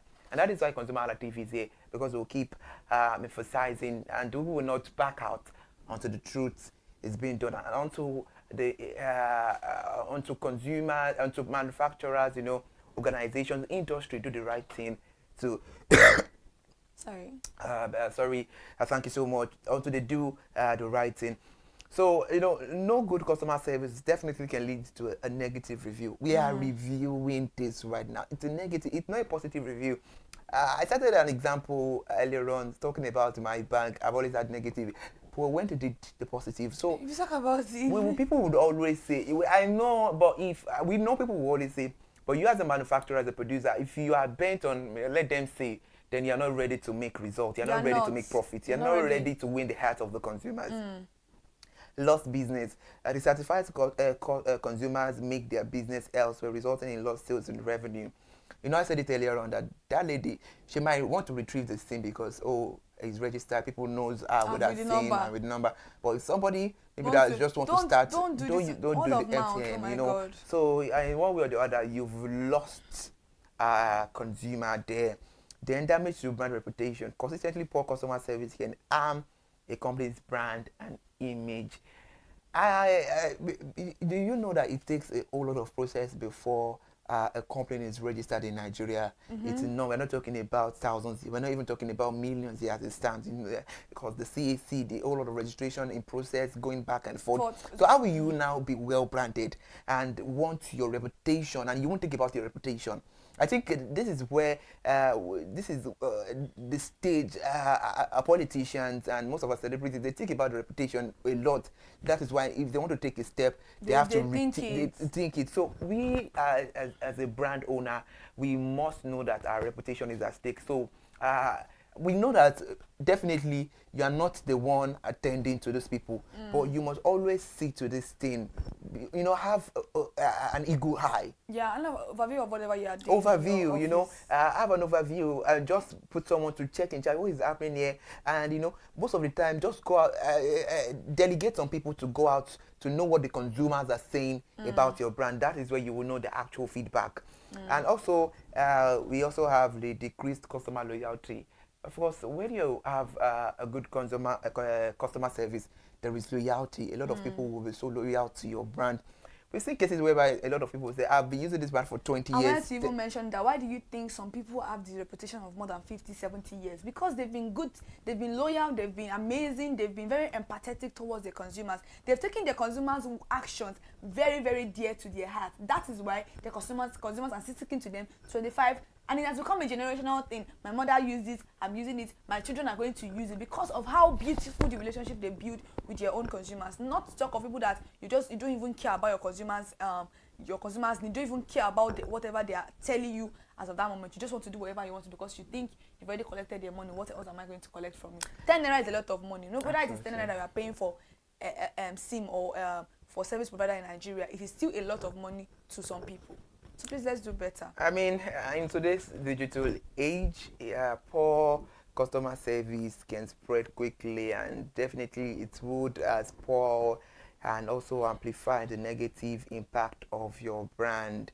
And excellent customer service, of course, can be powerful differentiator driving consumer loyalty and growth. On this note, we have to, draw the curtain on today's program. We apologize, and I feel the pains of the lady who fell victim of what happened. And to all the brand owners, the industry, please, we can all do better. I know that all hands are on the desk. Our hands are fixed in so many places, but we can delegate people. Check what is happening in this department. Check what is happening here. In that way, we're trying to foresee what is happening and to manage overlook and overview the situation of things right there.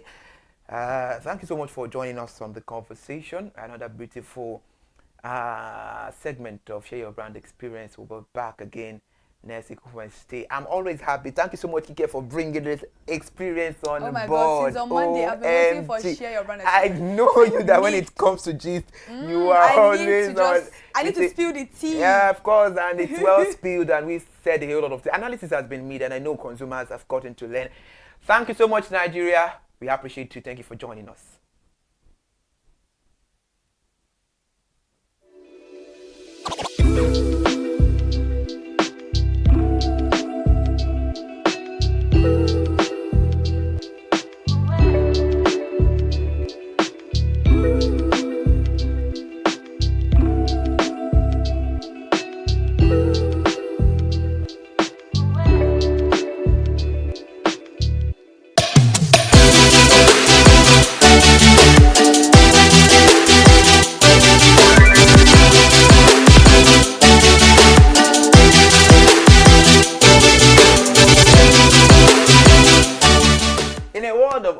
And bustle, entertainment keeps us alive.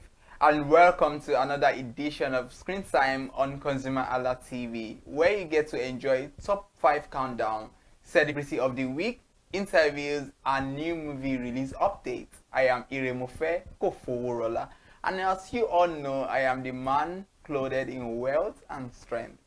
And today is no exception because I am always with the ever delectable, gorgeous and ageless screen goddess, the one and only Kikelomo Ajibola. Hi guys, welcome to another beautiful edition of Screen Time on ConsumerHallaTV. I am Kikelomo Ajibola. Thank you so much for joining us once again this evening for another beautiful episode of this particular program. I can't wait for us to start this episode because when it's time for Screen Time, we are about to be lit, we are about to have fun, and today's topic is no exception.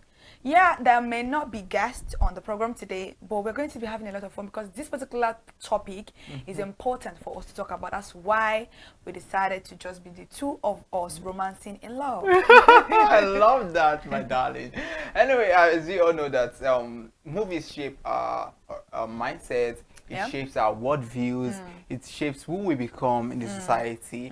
But there's something that is so magical about it when it becomes excessive. Yeah. You understand? Because no doubt we all love to consume, good things. And in as much as we love to consume good things, but I mean, you wouldn't say because a food is too spicy. Yeah. Like, probably you get a particular brand. I don't want to mention the brand, and you're eating alone in the studio without even calling anybody. Exactly. And you are enjoying the food, and you wouldn't say because you enjoy the food, you want to eat like as many as you like. As many plates as you can consume. Exactly. There is limit to what you can eat. The same way with movies. In a world whereby now we have this saturation of movies, especially on streaming platforms like YouTube. Too much. I mean, I can't count before. I can count the number of channels or TV now, we now, have. oh I my mean, God. I can count 1 to 5, but now it's more or less like the producers are more than we. I discovered the consumers. Yeah, I discovered new. I was telling you. Tell me, feed I me. I discovered that 3 new people opened their YouTube channel. I don't know, maybe it has been existing, but like, you know me, I'm always on the YouTube streets. I'm a lover of YouTube movies, but I'm like, it's a wonder. Like, these 3 people are here again. What are people doing here? What's going on? So it's a lot, actually. I wouldn't say I am overwhelmed. I am not overwhelmed. I am. I just feel like, I feel like, sorry, my love, it's confusion. I just feel like, know the people that you want to watch their movie. Don't overthink it. For me, I'm not saying that it is right. I'm not saying that it is good for some people, because it works for me. Doesn't mean it's going to work for everybody. Yeah. I'm just saying that I know the people that I'm going to watch your channel. No matter what you say to me, I don't consume most producers' movies. One thing is this: while growing up, I used to know that some people were producers, some people were directors, they were actors, and you wouldn't see them, wear that agbada or that cloth of being a producer or director. What they do basically is acting, and it was really, they were known for that. But these days, you see somebody handling the scripting, handling the person who played the lead character, the person who direct, the person who produce, the person who do all sorts of things. Now at the end of the day, where is the level of professionalism in all of these things? Even if we can multitask, but I mean, let's leave that aside. But go to YouTube now. Almost every day, the numbers of movies they churn out every day is a lot. It's a lot. I was sharing with my younger sister, and I was like, because she watches a lot of all these YouTube movies too, and I was like, one thing for me, I think I'm done. Because it's done, guys. It's shocking. And when you realize the time is even spent on each movie, and then they're now doing movies like almost 3 hours. What's going on? That's another point. What's going on? And do you know one thing that even makes it more baffling is that one of their colleagues actually had to speak. She had to speak for them collectively because she's also concerned, and I really got the point there, because if we as consumers we are complaining, how be it you people that produce, it's not as like everybody now has a channel. Come on, how many people are going to be watching your own channel? How many people are going to be watching your own channel? So it's a lot. It's not even interesting, because at the end of the day, some of these productions are not even meaningful. Sorry to say, they're not worth our time. So why everybody just want to produce? Is it because you have the money, then you just have to? It's really choking. I mean, everything in Nigeria, somebody said it was a form of sarcasm that everything that gets to Nigeria, when it reaches our turn, our own they always do different because we will use that and we will make it. Gonna this way, but we have some producers that we know that basically they were giving us something meaningful. I understand. And even then, you could make a lot of money. You understand? I believe, okay, even if you feel like your hand they itch you, say you want to produce film, you can just produce it. Look for someone who has a channel already, then put it on that platform, then let your movie stream there. You would have your bargain, you have your agreement. Okay, this is the commission you are getting. Instead of creating your multiple own channels. the channels are just too many. Please feed us with what so today is gonna be a little bit different. Yeah. We're not going to be having an interview of the week today. It's more or less like going through this one even past interview. It's more or less like going through the persons that actually came out online to say what's going on with producers now. Chini Love Official, Chini Love TV on YouTube. And by the way, before you continue, she produces amazing movies. This actually. woman is exceptional. Yeah, so she posted it as a write-up, like, dear producers, majorly YouTube. She called on how to say what is the way forward. And then on our type list, she came back to say, I think she did that in like a college or something. She came out to say YouTube is definitely not what it used to be. When we started years ago, say anything way come Niger must scatter. A lot of producers call me crying silently, talking about all the losses. Please, what's really the way forward? So that is our own quota of speaking out for the producers, She's speaking for the masses. For the masses, no, for the producers, not even for the masses. So somebody now said, I'm so sorry, somebody now said that we're going to be going through the comment section. So somebody now said, My concern, commenters are very, very funny. My concern now is my movie will be showing next month, but I don't know how to dance, so I'm worried. Wow. So, official Mobati, you know, a celebrity, said, God got you, my love. We will promote it. So, yeah, that's one. That was just a joke. on the lighter note. Yeah. So, we could see a lot of people having this discussion. I think Ike Ogbonna even he commented. We're going to get to his own comment very soon. Biodo Stephen is a producer, very intelligent producer on YouTube. Said this matter long ago. Long. Chini Love now responded very long ago. You know, say like it's so. I think they're just they're just tired of everything right now. Yeah. So that is why they are coming out to talk about it. Now somebody else also said this one is a long write-up. Oh my God, I don't even know what's going on here. So the person said, the problem is lack of creativity. Tagged at Chini Love Official. Everyone now wants to own a YouTube channel because they add there is money and not understanding the basics of storytelling. Point. It's now a copy affair. They use the same artists who don't even bother to work on their character portrayal. Wow. One actor looks the same, acts the same in several films without bothering to change looks and even costumes at times. Wow. Exactly. The bandwagon of repetitive costumes, the bandwagon of repetitive stories, probably written by one writer. I don't blame the writers at times because these producers come with their own shenanigans. Wow, how did you know that? They tell the writers, you see that film by Mr. A, please do that type of script for me. Now you ain't gonna say now. I said, that's so funny. So this person wrote a very long write-up. I don't even know what's going on, but it is, I think the person is just pinned. So some of the comments on that Chini Love story. The person said, the problem is lack of creativity at Chini Love Official. Everyone now wants to own a YouTube channel because they add there is money and not understanding the basics of storytelling. Exactly. It's now a copy affair. I'm not gonna lie, you're right about that. They use the same artists who don't even bother to work on their character portrayal. One actor looks the same, acts the same in several films without bothering to change looks and even costumes at times. Wow. The bandwagon of repetitive stories, probably written by one writer. I don't blame the writers at times because these producers come with their own shenanigans. They tell the writers, you see that film by Mr. A, please do that type of script for me. Are you there? The writer who wants to make money in these hard times and are so poorly paid, just do as they are told. See, this is getting a lot of, it's getting really interesting. Yeah. I can't really hold the laughter. In as much as it's funny, but at the same time it's the reality of what we are facing. See, I think we need to go on a break now. I need to drink water. We'll come back from this person because this person has a lot of things to say. Let's go on a short break, we'll be right back.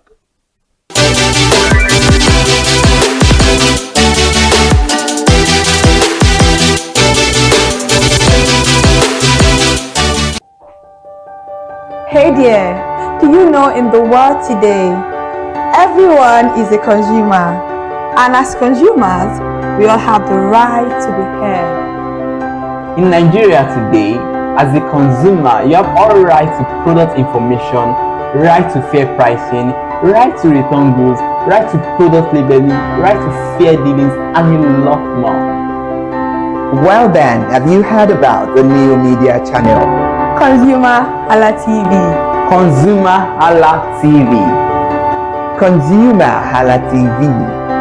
At ConsumerHallaTV, our goal is to inform and educate consumers in Nigeria with insightful news alongside development within the fast-paced world of consumers through well-researched, specialized, and analytical content.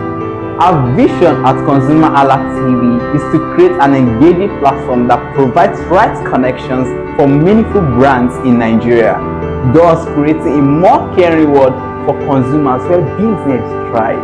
And guess what? Our ConsumerHalla brand is the first consumer complaint resolution portal in Nigeria, powered by a 72-hour feedback mechanism We offer consumer advocacy, informative talk shows, branding promotions, advertising, and lots more. Connect with us via our YouTube channel at ConsumerHallaTV.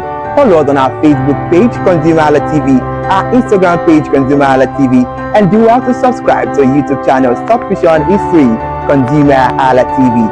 At ConsumerHallaTV, you deserve to be heard. At ConsumerHallaTV, you deserve to be heard. Welcome back. In case you are just joining us, you are watching Screen Time and you get to enjoy premium entertainment on this show.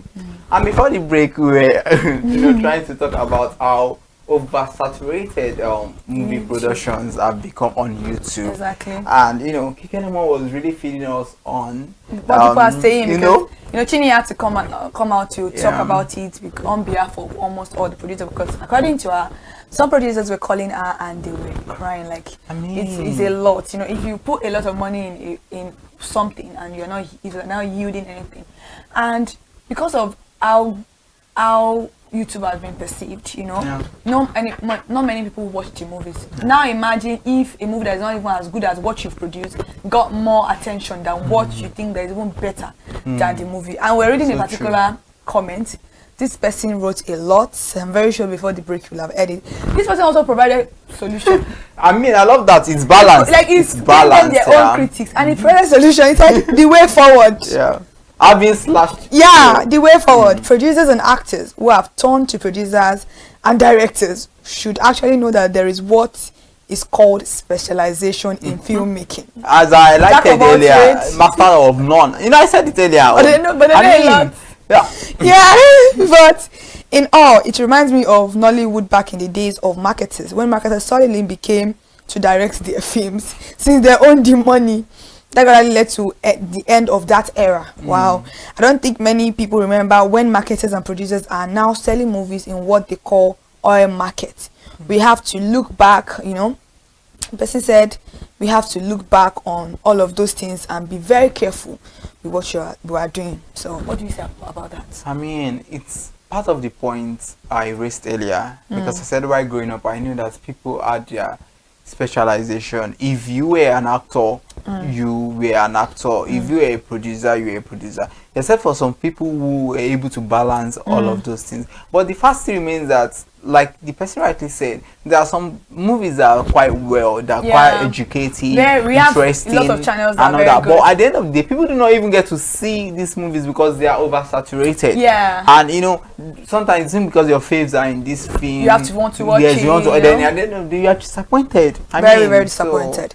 And let's move away from that to Uche Ogbodo. She said, "It can't be when I join, everything goes scatter. God, I beg you, please don't join. No, if you haven't joined, don't join. Thank you." Somebody also said the rate of which everyone on YouTube keeps producing the same storylines with different characters is what amuses me the most. People are not, coming to that consciousness that it's a story. They recycle actors.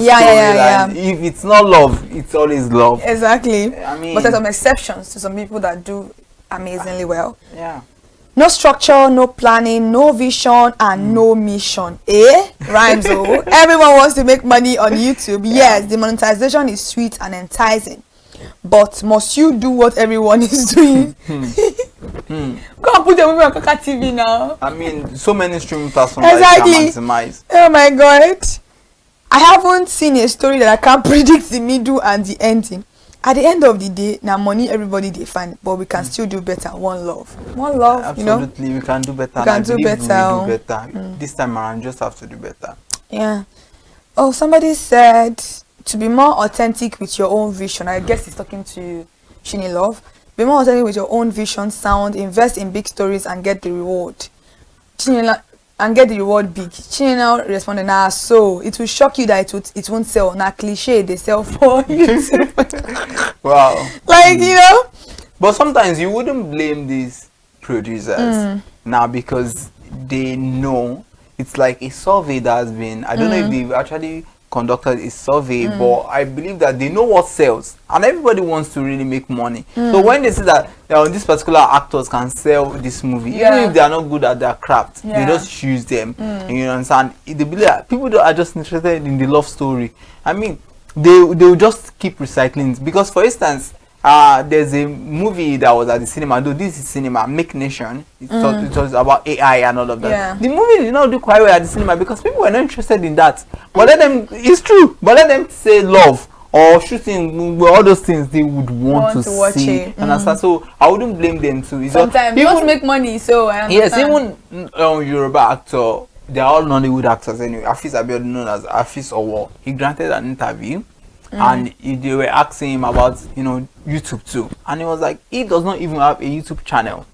That anytime he produces a movie, that he has a channel which he, drops the movies and people get to see. Yeah. That's someone that is still established in the Yoruba genre of the industry, Yeah. but it does not have TV. Yeah. Even that some notable filmmakers, Funke Akindele has TV, Since like years. fan TV app, yeah. right? But you can't see Funke Akindele churning out movies. No, If she only produces most of her series and her whole movies. you That's what she drops understand? them. I mean, if she wanted to maximize, like she's big, I mean, She she can can do do that. That's better production. Yes, many filmmakers that are big. You can't say Kemi Adetiba. Yeah. I mean, Kemi even drops films once in a while. Jado Shiberu. Yeah. Even if they have TV, it's for old movies. Yeah, old They movies. They want to be turned it into something that almost even people that are new in the industry that are not really so I told you trained. people. Yeah. Open the YouTube channel recently. I've seen. So it's so sad, seriously. All right, let's quickly look at another comment. Somebody said, Esther Odibo said, as Ruth Kadiri understood how YouTube works, Nigerians today overuse opportunity every day. Everybody wants to produce movie. Almost the actors want to be producers. They don't even understand how the YouTube works. You post a video and expect 1 million views in one day. Most of you will copy. Most of you all copied other producers. You never sit down to make research about YouTube algorithm. There is a thin line between content creators and producers. Leverage on building a community first. No matter how people condemn your work, no community is unshakable. Don't copy the likes of Uchenna Obunabo TV, Aturu Kadiri, and a lot of them I can't mention. These producers never started with 1 million views per day. 1 million views doesn't equate to much. 1 million views doesn't equate to too much money. Understand your CPM, the algorithm. I guess the person is trying to say that you don't even understand where you are, where you want to be, but you want to make money because you think other people are making money. This person actually try to educate them on how these things work, because you see that one movie it has the views is like up 1 million. Then you believe like money maybe like you understand. And even before these people actually got to that stage, they've worked. I think I'm going to even give Rukadiri her flowers. Not just her flowers, her garden. Like no, for YouTube, I don't care what you say about her productions. So yeah, we all agree we can make mistakes, but for YouTube, she has been resilient. She has tried her best, so she deserves everything. If anybody needs to leave YouTube today, I don't think Ruth Kadiri or Uchenna or some people have to leave YouTube because they've been there before people came to meet them and saturated the market. It's not even when you are not an actor for some of these movies and you are having a TV too. Must you? No, seriously. Now, the new Nollywood, that's Mary Bills 8 said, the new Nollywood is a mess. Bring back the old Nollywood pattern from a viewer's point. It is exhausting watching YouTube movies these days. Watching 3 human beings turn the BBL up and down in 3 hours. I found the movie till the end. It's hard to take your time and watch a whole movie. Now, somebody else said, do you know Chioma? Said, what do you expect? Watching movies on YouTube means you are signing up to be entertained by mediocrity. What? And that is why people is so disrespecting to me as a YouTube watcher. No. Some movies, I do agree with you, maybe like most of the movies could be a form of mediocrity, but watching YouTube or movie doesn't mean that all YouTube movies are bad movies. Sometimes, okay, for instance, if I was not watching YouTube movies and probably I just said, let me give it a try, and I watched the first 5 and they are bad movies, what would I think? I'll think that's why sometimes now there's now these differences, let me use that word, between this person is a YouTube actor, this person is a cinema actor, this person is so actor. Segregation. Segregation because of the way it has now. And that person made mention of the old Nollywood, and see, the fact is each era has its own spectacular story or development. That was the old one. This is the new. You understand? And if they are not careful, they will have a new one Nollywood. Exactly, I'm telling you.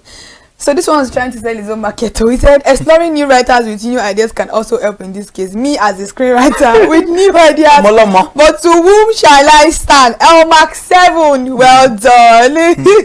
Yes. So now Ike Ogbonna responded to Chini Love. He said, with more channels out there, the noise is louder than ever. But there is the thing.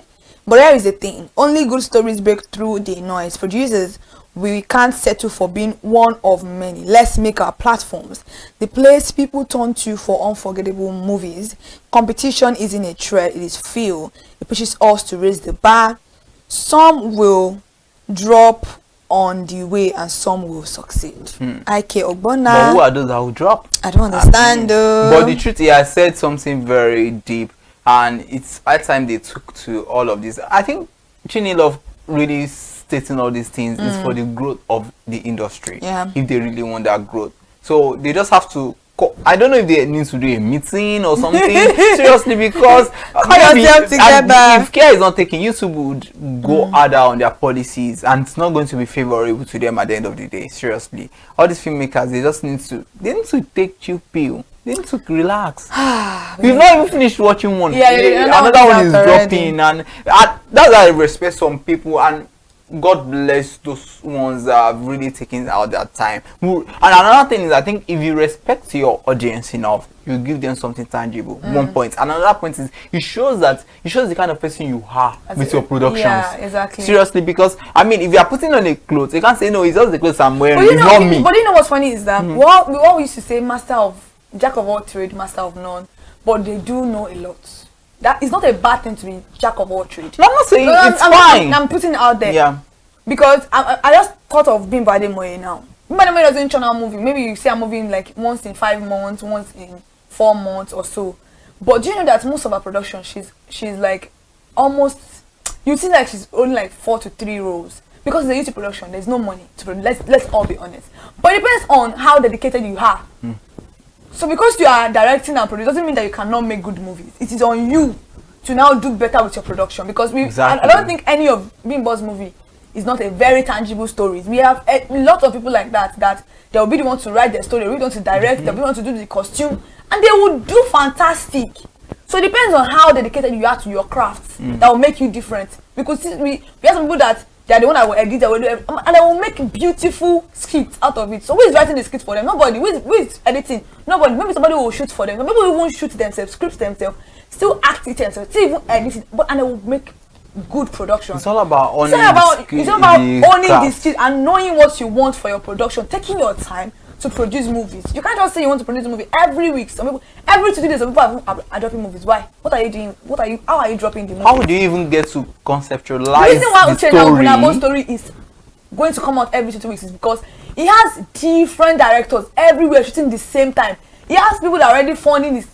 People even drop movies on his channel. Yeah, exactly. That was what I was. He owns all the production. Where is the place of collaboration in all of these things? Understand. Somebody has a TV, you want to produce film, fine, you have beautiful story. It's not necessary you have you have to have your channel. At the end of the day, you can drop it on somebody's channel, or you guys collaborate. Okay, let me produce direct. Let's bring our resources together and make beautiful story. If you are dropping your stories, let's say once in a month or 2 months, and once in 2 months, I mean, and it's tangible, you make the money you want to make, and people will respect you. They know that, oh, when this person drops, I just want to see. Because it's just the way there are some filmmakers, you know, that when their movies, you know, when they release movies, it's always, you know, beautiful. I'm sorry, I'm saying. Yeah. Let me take like 4 other comments. I said, husband material 100.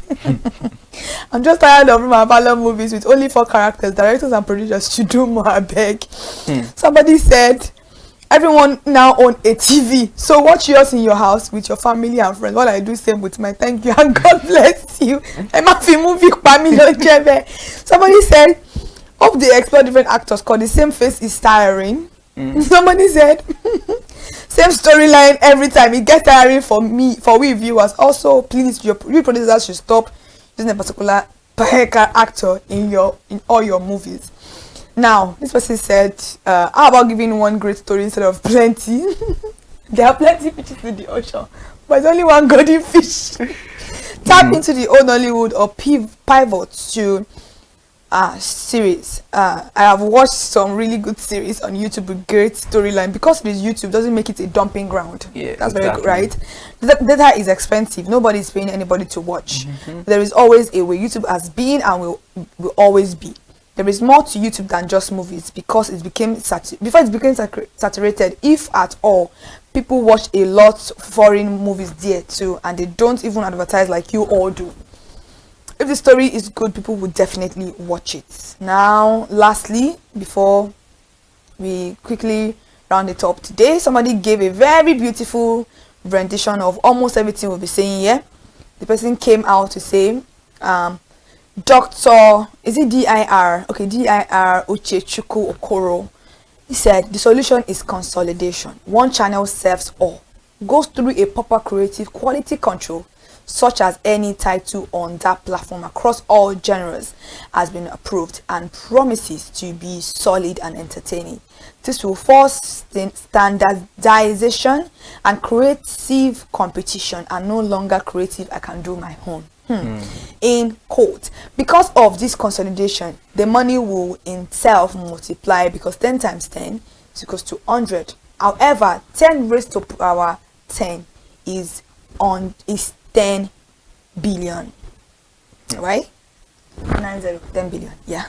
So that's all we'll be taking today. It's not only on the English Nollywood space, even the Yoruba Nollywood space is also, as long as it's YouTube and there are movies, Nigerian movies, it's just, even Yoruba films, that one will even have part 5. Oh my, that one is even worse. Oh my god, it doesn't even go there. Part 5, what are people doing? It's even still better with the English. They don't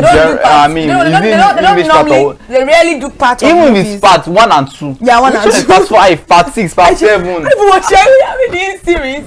People that are watching, they oh my god, anyway, so this is just, it's a clarion call on for us to sit tight and do better. Actually, please, it's we not, can do better. It's We not have a lot fun. of stories to explore. English gone don't tire me because on we are top of this tired. matter. Exactly. So the thing is, please let us explore beautiful stories. If it's horror you want to do, I don't know if you've gotten there. If it is even romance, ways you can tell your stories, anything, but let's just ensure that we do quite well. All right, so we've come to the end of that segment, because we can keep on talking about, we'll see a lot of hilarious, beautiful, educative, people providing solution for this particular problem. Chini Love Official, thank you so much for bringing this to life, because we've always been discussing, even in some of our programs, I think we've mentioned, especially Room of Fair, has mentioned the countless of times that this YouTube space is getting a lot saturated nowadays. So let's all call ourselves to order and see how we can better produce movies. We have a lot of beautiful producers out there. If we want to produce, but if you want to produce, make sure you produce good movies, so that people will not have the brain to think that it's saturated. If they were good movies, you don't understand, if they were amazing movies, I'm very sure people will not have this much of it's because it's like too a much lot now. of things to say about it. So definitely, now let's move to top 5 countdown of the week. And this week, in the light of discussing how movies are churned out on YouTube, we shall be counting down on top 5 producers whose works stand out on YouTube. They are creative, tell layered stories, and have huge viewership and followership who are cult-like. Thank you so much. And I think I'll be starting this particular conversation. I'm starting with Ruth Kadiri. Like I always said, that woman, she deserves everything good in life. It is no doubt that Ruth Kadiri is one of the foremost producers whose works have gained attention on YouTube. Kadiri is one producer whose films stream on with Kadiri 247, and she have a lot of brief productions. In fact, she just put out a movie that we're going to be dropping on for new movie release update. Yeah, we could see some lapses, but nonetheless, I would say 80% of our movies are very educative and they are nice movies. So yeah, interesting. Thank you, Ruth Kadiri, and God bless you. This is just everybody's leaving YouTube. Don't leave YouTube. I mean, no, they came. No, I mean, she's one of the foremost. You have to take your flowers. Yeah. So coming on number 4 spot is Bjorn Steven. and she's a leading force when it comes to storytelling on YouTube. Our channel, Bjordan Steven TV, is known for beautiful African stories including I Choose Me, A Vow to Keep, Arike, and Unspoken Scars. Ooh. She has a lot of movies, no doubt, and she's not just a YouTube filmmaker. Yeah, she does cinema, she does other platforms also, so she's big everywhere. She's big. She's just big like that. Yeah, but I watched Arike and it was a beautiful story. Have you seen I Choose Me? All of the movies that you've just mentioned, Unspoken Scars is our last movie right now. Michael Zappa and Sophia Lakija. You need to go and see all of those movies that you mentioned. They are very important movies. They are beautiful productions. That's what we are saying. Yeah. Even when we have a lot of movies there are some being that turned stand out, out. yeah, you can still stand out. Stand out. Now let's talk about Uchenna Obunabo, the man clothed in good movies. When it comes to movies with highest views, strong storytelling, and superb cinematography on YouTube, Uchenna Obunabo is a man to doff the art for. Among his projects, as Treasure in the Sky, we have a lot of projects from this particular man. Is amazing, so you have to go and watch his movies. Yeah, a lot. I think I've lost count actually. Well, I mean, it's quite. Before I even got to know that he's actually a man, I didn't even know. Oh, yeah, very cute. And I remember watching. Treasure in the Sky. It was a very nice production. Very nice production. Okay, coming on number 2 spot is no other person than the delectable and very intelligent Bimbo Ademoye. Ciao. Somebody's happy. I'm also happy actually. She's a passionate filmmaker and unarguably one of the filmmakers whose works on YouTube spark positive reviews. Her projects include Broken Hallelujah, Last Straw, Homecoming, and Shining Star. Every movie there is a huge lesson. Back to back. We should just recently drop Roots 2. If you have not watched Roots 1, go and watch it. Roots 1 and Roots 2. And it has been how many months now she has dropped Roots 1?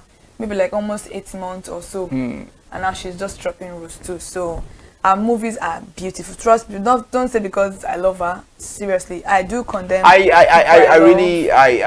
support you because I've seen almost all our films. I've not seen Roots, but you see, Shining Star was a beautiful story. Broken Hallelujah was amazing. Last Straw was Homecoming, amazing. and that one that DME. Yeah.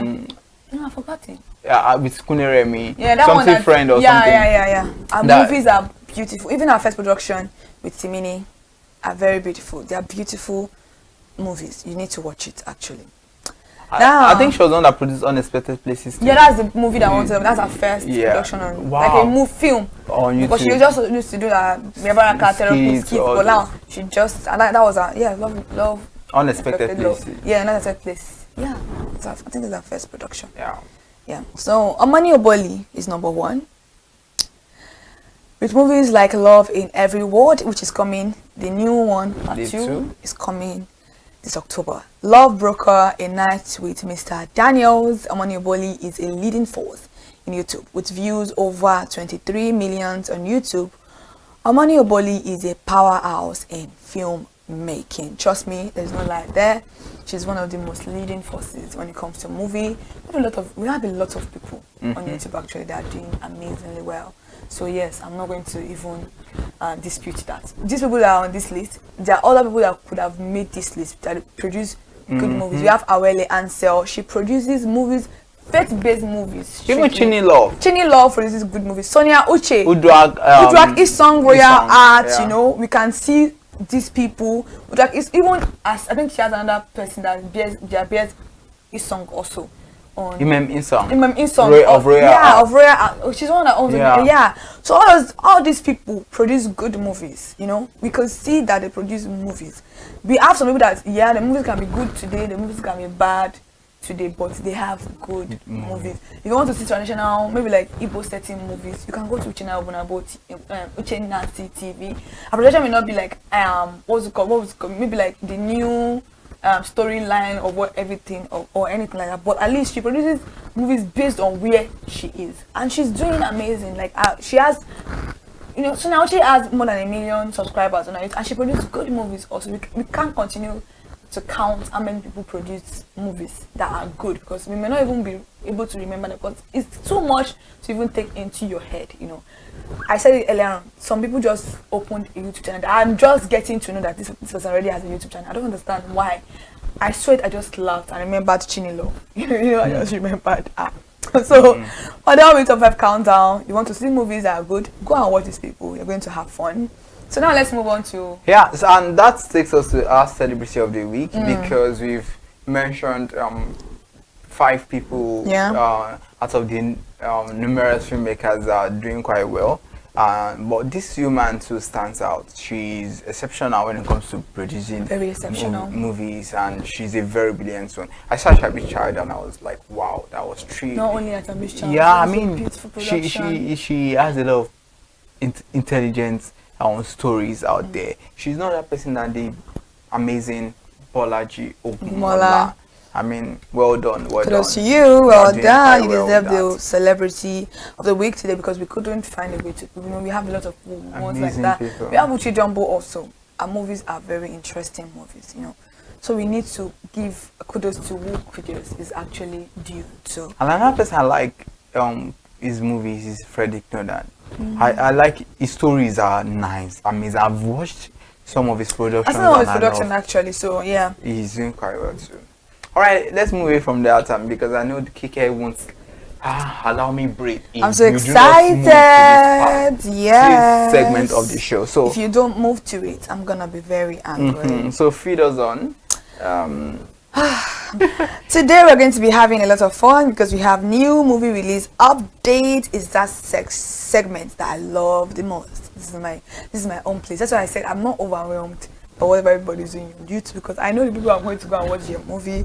So now let's quickly move on to movies that came out this week. You know, coming from last week to this week, we have beautiful productions, but there are some that I have just seen and I've been able to see them and see that they are beautiful movies. I have the first one here, Love Beyond the Charm on Chini Love is a TV, featuring Timini Egusin, Michelle Ogbu. So this particular movie is a very beautiful movie, just like the way the name says, Love Beyond the Charm. Timini was a very kind of nasty person, but you know, when love comes, it's really, really hard. I hope you find love. Oh yeah, are you in love? My love, are you in love? And now we have In Every Lifetime on Egonwosu TV. Now this movie, if you don't like to watch movies that are going to have a part, because it's already stated there that it's going to have a part 2, which we don't know when it's coming out, you could, because if you want to watch it, it's a very interesting. So this movie is going to have a part 2, but In Every Lifetime is a very beautiful story. If you want to go and watch it, you can watch it. Egon Wosu is a fantastic actress, so it's a nice movie. Now, Time Traveler on Ruth Kadiri 247, starring Mama Ruth Kadiri, Maurice Sam, and Roxy Antak. Sorry about that. Yeah. So Time Traveler is a movie that you also should see on Kadiri 247 on YouTube. Let's quickly move away from that to Love and Friendship on Mercy Johnson Okoji TV. When it comes to Mercy Johnson, she has movies that are kind of depressing. I don't understand. Her movies sometimes can be very depressing, you know. They're always very hard movies, like a very hard pill to swallow. They deal with a lot of realities, what people really go through in life. And I love her movies. The movie teaches consequences. There is no forgiveness. There is always a consequence for every action. So it's telling you that you better sit tight. So our movies are also very good movies. It features with Mercy Johnson, Stephen Odungbe Flashboy, and Emanuela Iloba. Nice one. Yeah, so we have that on Mercy Johnson Okoji TV. So go watch it. Now let's talk about the next one. Let's Make a Deal on Syrian Martin TV, featuring Syrian Martin, Chineye Inebe, and Atewe Raphael. Or is it Raphael? Raphael. Sorry, I'm calling it biblical. I think it's like Raphael. Raphael. Oh, Raphael. Yeah. So Atewe Raphael. So these people are amazing people. Atewe Raphael is a very fantastic actor. You would laugh. This guy, I don't understand how he does it, but it's always cracking me up. And Chineye, I love her so much. She's very beautiful. So, yeah. Now, enamored on Awele Ansel TV. This particular TV, I feel like every individual should watch movies on the TV. This TV is basically a faith-based, a Christian, Christian faith. It's a very beautiful, I said that, a faith-based movie is a very nice movie that people have not really explored. But this woman, she has sit there. I mean, she sat. And movies are very interesting movies. So, starring Daniel F. Young and my baby girl. You know the person? I know. Ekama Etim Ian. Oh my God. She's so pretty. Have you seen her face? Have you seen her? She's a fantastic actress. I'm not even exaggerating it. She's a beautiful, phenomenal actress. Like, nothing is bringing her down. She's very good. She knows how to come into character. She knows how to portray her character. She's emotional driven. I don't know if that's correct, but she's a fantastic one. So pairing her with Daniel is a banging duo. So this particular movie is an amazing movie. It's a movie that tests faith. It also tests love. If you want to see a beautiful movie this week, or if you've not seen it because it was last week, Enamored on Awele Ansel TV, you have to see the particular movie. And lastly, like I always say, Visa on Arrival season 7 is already airing. We are almost done with season 7 until next time they bring season 8 for us. If they don't finish season 7, if you haven't watched Visa on Arrival on Accelerate TV, I got it correctly this time. Accelerate TV, go and watch it. Start from the beginning. There is no episode is a missed episode, especially when Sophia Lakija came into it. It was a done deal. So those are the movies that we have for the week. We have Enamored on our Ansel TV. We have Let's Make a Deal on Sarah Martin TV. We have Love and Friendship on Mercy Johnson Okoji TV. Time Traveler on Ruth Kadiri 247 in Every Lifetime on Ego Unwosu TV. Love Beyond the Charm on Shini Love Eze TV. So yeah, these are the movies of the week. Thank you very much. How many of them are missing? Well, we discussed that later. Okay. I mean, these are beautiful movies, you should say. And trust me, once we mention these movies, or if you give it the new movie release update, just trust us. They're movies that they are worth your time. Yeah, they're amazing movies.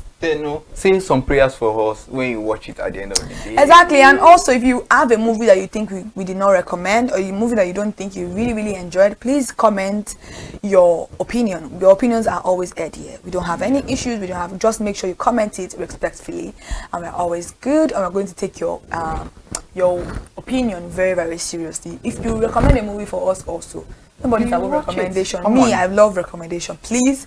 I'm gonna watch that movie. Thank you. Yeah, in the light of you commenting, do not forget that you can subscribe on our channel on ConsumerHallaTV. We're not TV platform now. You'll be able to subscribe. Please subscribe. Do not just enjoy this content. Don't be selfish. You can share also with your friends. Let them get to enjoy this. And even if you have been thinking, yes, these movies are overrated, hey, that's what we are talking about. Exactly. Yes. Comment it. Yeah, comment. Let us reach you, and we definitely get a response from us. Yeah. And this is all we can take on today's edition of Screen Time.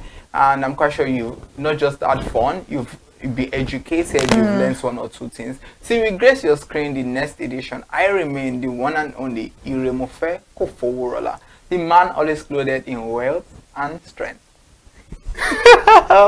And I'm Kialomo Hajibola. Thank you so much for joining us once again this Monday on ConsumerHallaTV. This is Screen Time, and Screen Time airs every 5 p.m. on Mondays on ConsumerHallaTV. I know it's crazy for us to hear Screen Time on Mondays, but yeah, we do be taking things seriously. Yeah, that was what I said in the live also. And also, you need Screen Time. You need Screen Time, actually. Thank you so much for joining us once again for this beautiful edition, and I hope you will be able to learn one or two things. The comment section is open for you. It's not open for any other person. Thank you so much for joining us once again this week.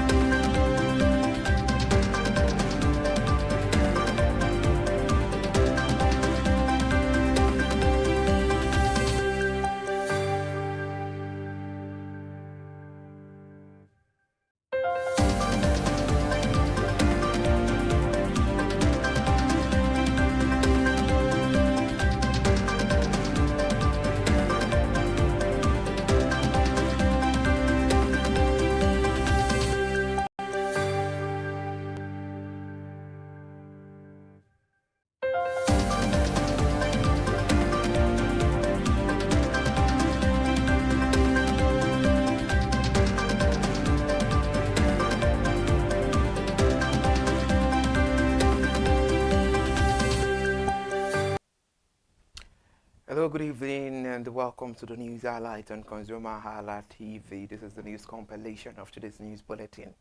Starting with the NLC, the Nigeria Labour Congress has urged the federal government to boost education spending and improve teacher welfare, warning that neglect of the profession threatens the country's future. In Rivers State, the Vice Chancellor of Rivers State University, Prof. Isaac Zebo BB, has encouraged newly retired staff of institutions to embrace productive ventures such as farming, book writing, and community service as they transition into post-service life.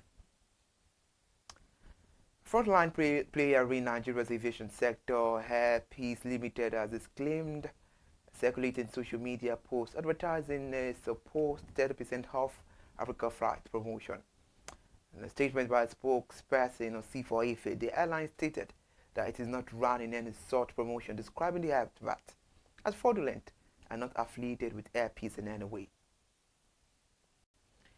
Report here says on Monday, Agos cited Kepler data by dated back to 2017, where it said Nigeria received about 116,000 barrels per day of seaborne petrol in September, down from 154,000 barrels per day in August.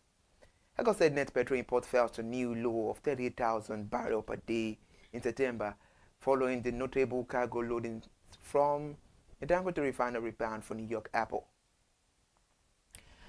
And another highlight, President Bola Ahmed Tinubu has requested approval from the House of Representatives to secure approximately $2.3 billion in external borrowing to address Nigeria's 2025 budget deficit and refinance maturing euro bonds.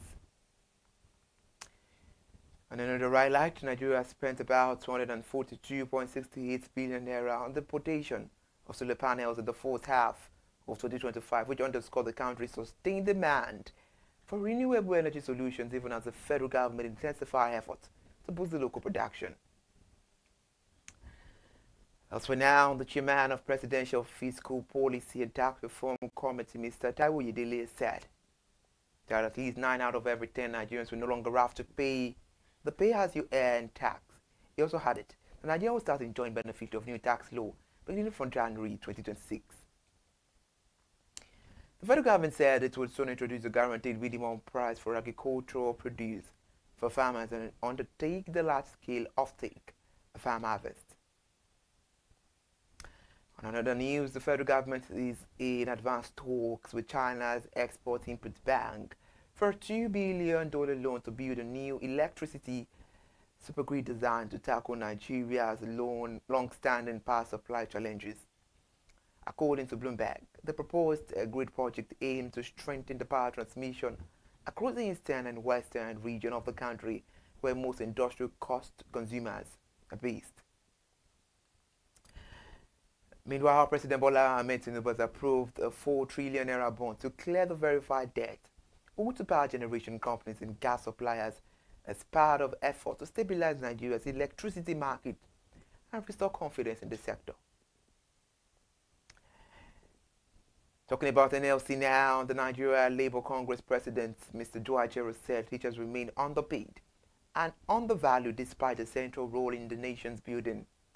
He said this while he was speaking at the World Teacher Day celebrations in the FCT, where he described the profession as the queen of all professions, but said it continues to suffer from poor pay, inadequate working conditions, and lack of respect. And that is it for today's broadcast on ConsumerHallaTV. We appreciate you for staying tuned with us. Remember, you can watch our rebroadcast on our YouTube channel, ConsumerHallaTV, and as you're watching, please do well to subscribe and be part of a family on all our social media platforms: Facebook, Instagram, TikTok, and X. ConsumerHallaTV. We'll start again with our rebroadcast tomorrow morning by 8 a.m. with news at 8. Thank you so much for always watching and for your loyalty. I am Ire Ayomikunle Eke. Good night.